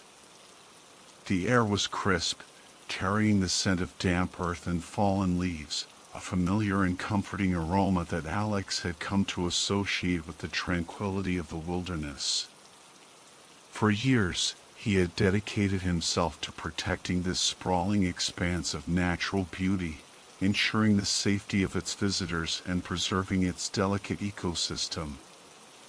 As Alex hiked along the winding trails, his boots crunching on the carpet of leaves beneath his feet, he couldn't help but feel a sense of peace wash over him.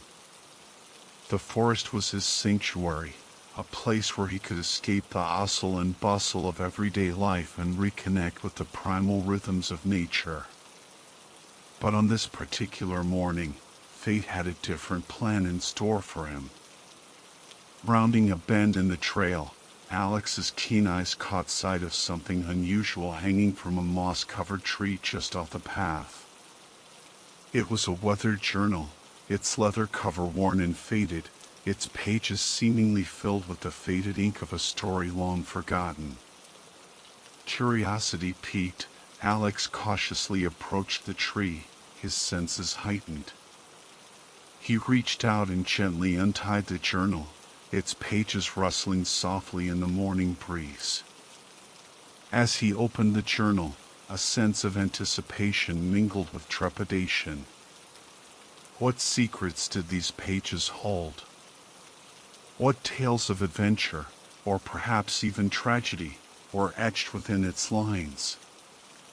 Alex took a deep breath and began to read, his mind transported to another time, another place, as the words on the page unfolded a story that would forever change his perception of the forest he thought he knew so well. The first few pages were filled with Emily's cheerful anticipation. A college student with a thirst for adventure and a knack for pushing boundaries, she had stumbled upon an online challenge that promised a hefty reward for anyone who could survive 48 hours alone in the wilderness. Armed with a backpack containing only the bare essentials, a knife, a water bottle, a few matches, and a GoPro to capture her experience, Emily set off into the unknown, eager to prove her mettle. Alex could almost hear Emily's voice echoing through the pages as she described the initial thrill of exploration. The sunlight filtering through the dense canopy, the crunch of leaves underfoot, the distant calls of unseen birds, it all painted a picture of a young woman embracing the solitude and challenge of the wilderness. But as Alex turned the pages, he noticed a subtle shift in Emily's tone. The entries became shorter, the handwriting more hurried. Excitement gave way to apprehension, and a sense of unease began to creep into her words. The forest, once a source of wonder, now seemed to hold an unsettling presence. Emily wrote of strange noises that echoed through the trees at night, cryptic symbols carved into the bark, and an overwhelming feeling of being watched. Alex's brow furrowed as he read on, his own senses heightened. He had patrolled these woods for years, and while he had encountered his fair share of wildlife and the occasional lost hiker, he had never experienced anything quite like what Emily described. The deeper Alex read, the more Emily's cheerful tone morphed into one of growing unease. The rustling of leaves that once sounded like a welcoming whisper now seemed like the stealthy footsteps of something unseen. The hooting of owls, once a comforting lullaby, now pierced the night like a warning siren. Emily's entries spoke of a gnawing feeling of being watched, a sensation that clung to her like a cold, damp fog. She described waking in the dead of night to unsettling sounds, the snapping of twigs, the rustling of underbrush, and guttural growls that seemed to emanate from the darkness itself. Fear gnawed at her, and she found herself constantly looking over her shoulder, her heart pounding in her chest. One morning, Emily discovered a series of cryptic symbols carved into the bark of a nearby tree. The symbols were crudely etched, their meaning indecipherable. A chill ran down Alex's spine as he imagined Emily's confusion and fear upon discovering these markings. Were they a warning? A threat? Or simply the random doodles of a bored hiker? Emily's desperation grew with each passing day. The challenge that had once seemed like an exciting adventure now felt like a cruel trap. The forest, once a place of solace, had become a labyrinth of shadows and unseen terrors. Alex could feel the weight of Emily's fear pressing down on him, the pages of the journal seeming to pulse with her frantic heartbeat. He paused for a moment, closing his eyes and taking a deep breath. The sun had climbed higher in the sky, casting dappled patterns of light and shadow across the forest floor. The sounds of nature surrounded him, the chirping of crickets, the rustling of leaves, the gentle babbling of a nearby brook. But beneath the surface of this idyllic scene, Alex could sense a darkness lurking, a hidden menace that Emily had stumbled upon. He knew he had to continue reading, to follow Emily's journey to its end, no matter how unsettling it might be. Alex's breath hitched in his throat as he turned to the next page. The journal entry described a night of terror that sent shivers down his spine. Emily had finally found a semblance of peace beside a secluded lake, the gentle lapping of water against the shore lulling her to sleep. But her respite was short-lived. A blood-curdling scream ripped through the stillness of the night, jolting Emily awake. Heart-pounding, she fumbled for her GoPro, its red light blinking in the darkness. The scream echoed again, closer this time, sending a wave of primal fear through her. With trembling hands, she switched on her flashlight, its beam cutting through the thick fog that clung to the lake shore. The footage from the GoPro was grainy and disorienting, but it captured the raw terror of that night. Emily's ragged breaths filled the audio as she stumbled through the undergrowth, her flashlight beam dancing wildly. The fog swirled around her, creating an eerie, otherworldly atmosphere. Suddenly, the beam caught something in the distance, a shadowy figure, tall and gaunt, lurking among the trees. Its eyes, glowing with an unnatural intensity, seemed to pierce through the darkness, fixing their gaze on Emily. A gasp escaped her lips, and the camera shook violently as she tried to back away. The figure moved closer, its movements fluid and silent. Emily's panicked breaths grew louder, her flashlight beam sweeping across the trees in a desperate attempt to keep the figure in sight. But the fog was thick, and the figure seemed to melt into the shadows, disappearing as quickly as it had appeared. The footage ended abruptly, the camera falling to the ground with a thud. The last image was of the fog-shrouded forest, silent and still once more. Alex's heart pounded in his chest. What had Emily encountered that night? Was it a figment of her imagination, fueled by fear and isolation? Or was there something truly sinister lurking in the depths of Superior National Forest? Alex's hands trembled slightly as he turned the page, his eyes scanning the remaining entries. Emily's once neat handwriting had devolved into a frantic scrawl, the ink smudged and blotted as if tears had fallen upon the page. The entries grew shorter, more desperate, filled with fragmented thoughts and incoherent ramblings. The final entry was a heart-wrenching plea for help. Emily wrote of feeling hunted, of an unseen presence that stalked her through the trees. She spoke of whispers that echoed in her mind, urging her deeper into the forest, away from the safety of the lake shore. The last few words were barely legible, a desperate cry for rescue etched into the page with trembling fingers. Alex closed the journal, his mind reeling. The story ended abruptly, leaving Emily's fate shrouded in mystery. He couldn't shake the feeling that her disappearance was more than just a case of a hiker losing her way. The journal, the cryptic symbols, the eerie footage, it all pointed to something far more sinister. A cold wind swept through the trees, carrying with it a sense of foreboding.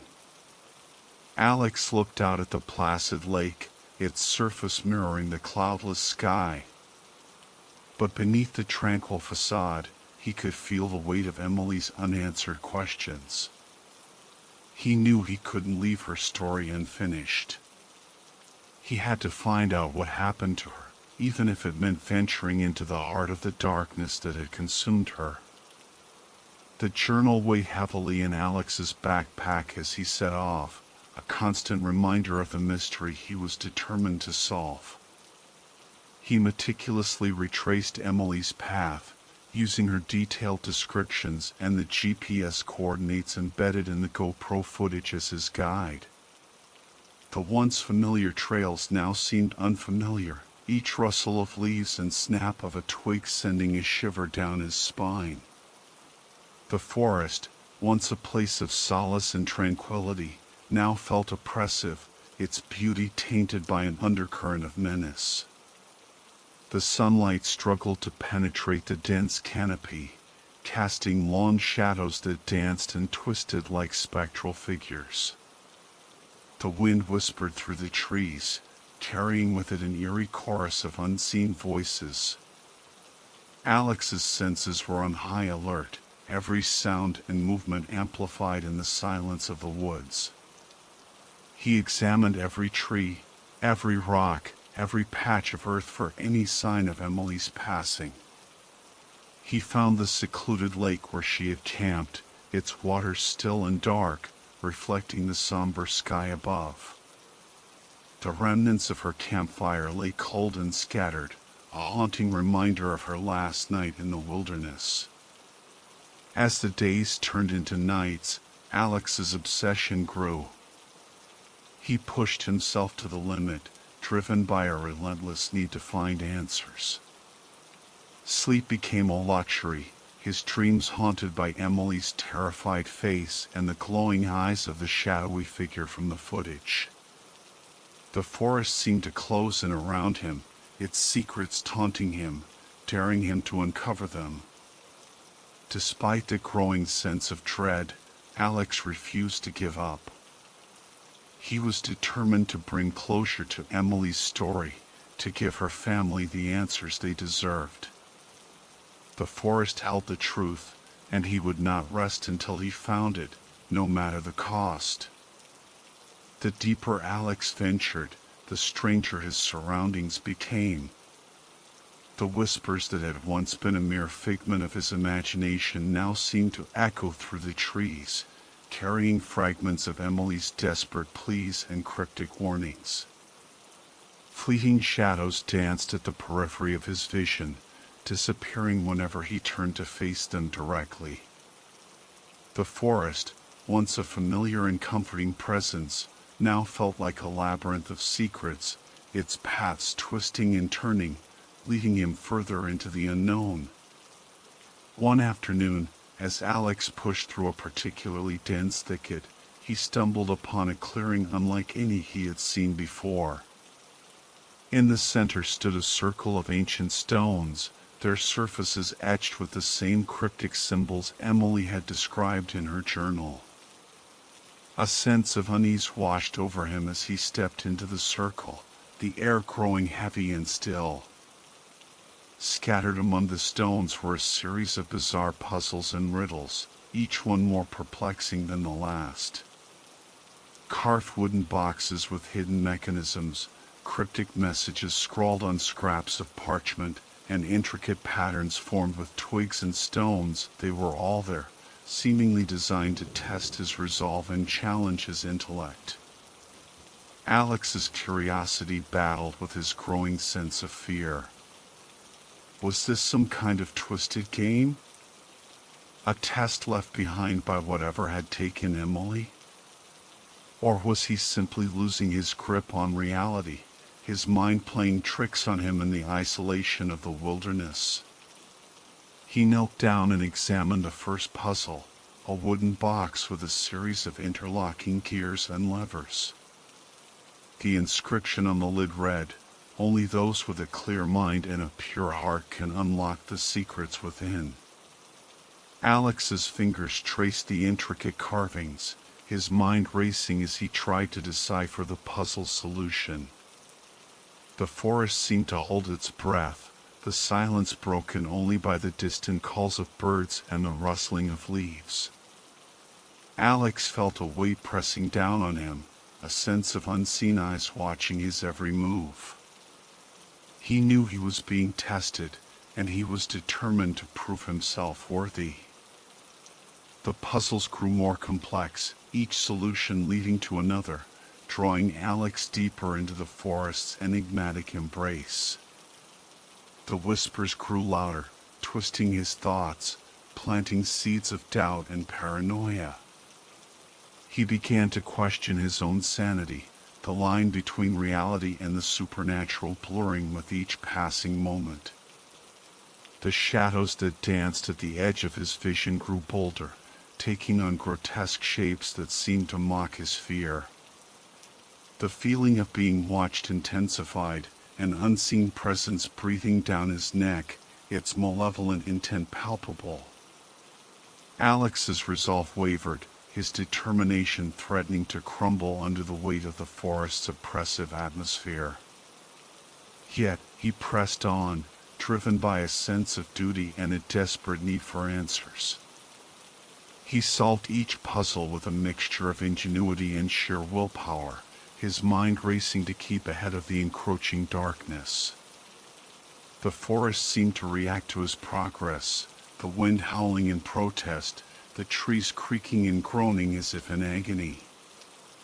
As Alex neared the end of the puzzle trail, he stumbled upon a hidden clearing, bathed in an ethereal moonlight. In the center stood a solitary figure, shrouded in a cloak of shadows. The figure turned to face him, its eyes burning with an otherworldly glow. "You have come far, Alex Carter," the figure spoke, its voice a chilling whisper that echoed through the trees. "But the truth you seek comes at a terrible price. Are you willing to pay it?" Alex's heart hammered in his chest, his breath coming in ragged gasps. He had come too far to turn back now. "I am," he managed to choke out, his voice barely a whisper. The figure's lips curled into a chilling smile. "Then prepare to face the darkness, for it is the only path to the truth." The forest held its breath, the silence heavy with anticipation. Alex stood his ground, his resolve unwavering. He had come to uncover the secrets of the forest, and he would not be deterred, even if it meant confronting the horrors that lay hidden within its depths. The line between reality and delusion had vanished, and Alex was ready to face whatever awaited him, even if it cost him his sanity. The figure extended a skeletal hand, beckoning Alex closer. "The answers you seek lie beyond the veil, Ranger. But be warned, once you cross over, there is no turning back." Alex hesitated for a moment, his instinct screaming at him to flee. But the image of Emily's face, etched with fear and desperation, flashed before his eyes. He took a deep breath and stepped forward, his boots crunching on the frost-covered ground. As he approached the figure, the world around him seemed to warp and distort. The trees twisted into grotesque shapes, their branches reaching out like gnarled claws. The whispers grew into a deafening cacophony, filling his mind with images of unspeakable horrors. The figure's hand brushed against Alex's cheek, its touch icy cold. "Welcome to the other side," it hissed, its voice a chorus of 1,000 tormented souls. Alex's vision blurred, and he stumbled forward, his senses overwhelmed. He felt himself falling, tumbling into an abyss of darkness. When he finally regained his footing, he found himself in a twisted version of the forest he once knew. The trees were skeletal, their branches bare and gnarled. The air hung heavy with the stench of decay, and the ground beneath his feet was soft and yielding, as if he were walking on a bed of rotting leaves. He wandered through this nightmarish landscape, his mind reeling from the horrors he witnessed. The shadowy figure's words echoed in his ears, a constant reminder of the price he had paid for the truth. He saw glimpses of Emily's final moments, her desperate struggle against unseen forces, her screams swallowed by the hungry darkness. Alex stumbled upon the remnants of her campsite, the charred remains of her fire a stark contrast to the cold, lifeless surroundings. He knelt down, his fingers tracing the outline of her sleeping bag, tears welling up in his eyes. He had found the answers he sought, but the cost was almost too much to bear. As he turned to leave, he heard a rustling behind him. He spun around, his heart pounding in his chest. There, standing among the twisted trees, was the shadowy figure, its eyes burning with an unholy light. "You have seen the truth, Ranger," it rasped. "Now, you must carry its burden." Alex's vision faded, and he collapsed to the ground, the weight of the forest's secrets crushing him. When he awoke, he was back in the familiar clearing, the journal clutched tightly in his hand. The sun shone brightly overhead, the forest alive with the sounds of birdsong and rustling leaves. But Alex knew that nothing would ever be the same. He had glimpsed the darkness that lurked beneath the surface, and it would haunt him forever. He returned to the ranger station, a changed man. The journal was locked away, its secrets buried deep within the archives. Alex continued his patrols, but the forest no longer held the same allure. He saw the shadows lurking in every corner, heard the whispers in every breeze. The line between reality and delusion had been irrevocably blurred, and Alex knew that he would forever carry the burden of the forest's secrets.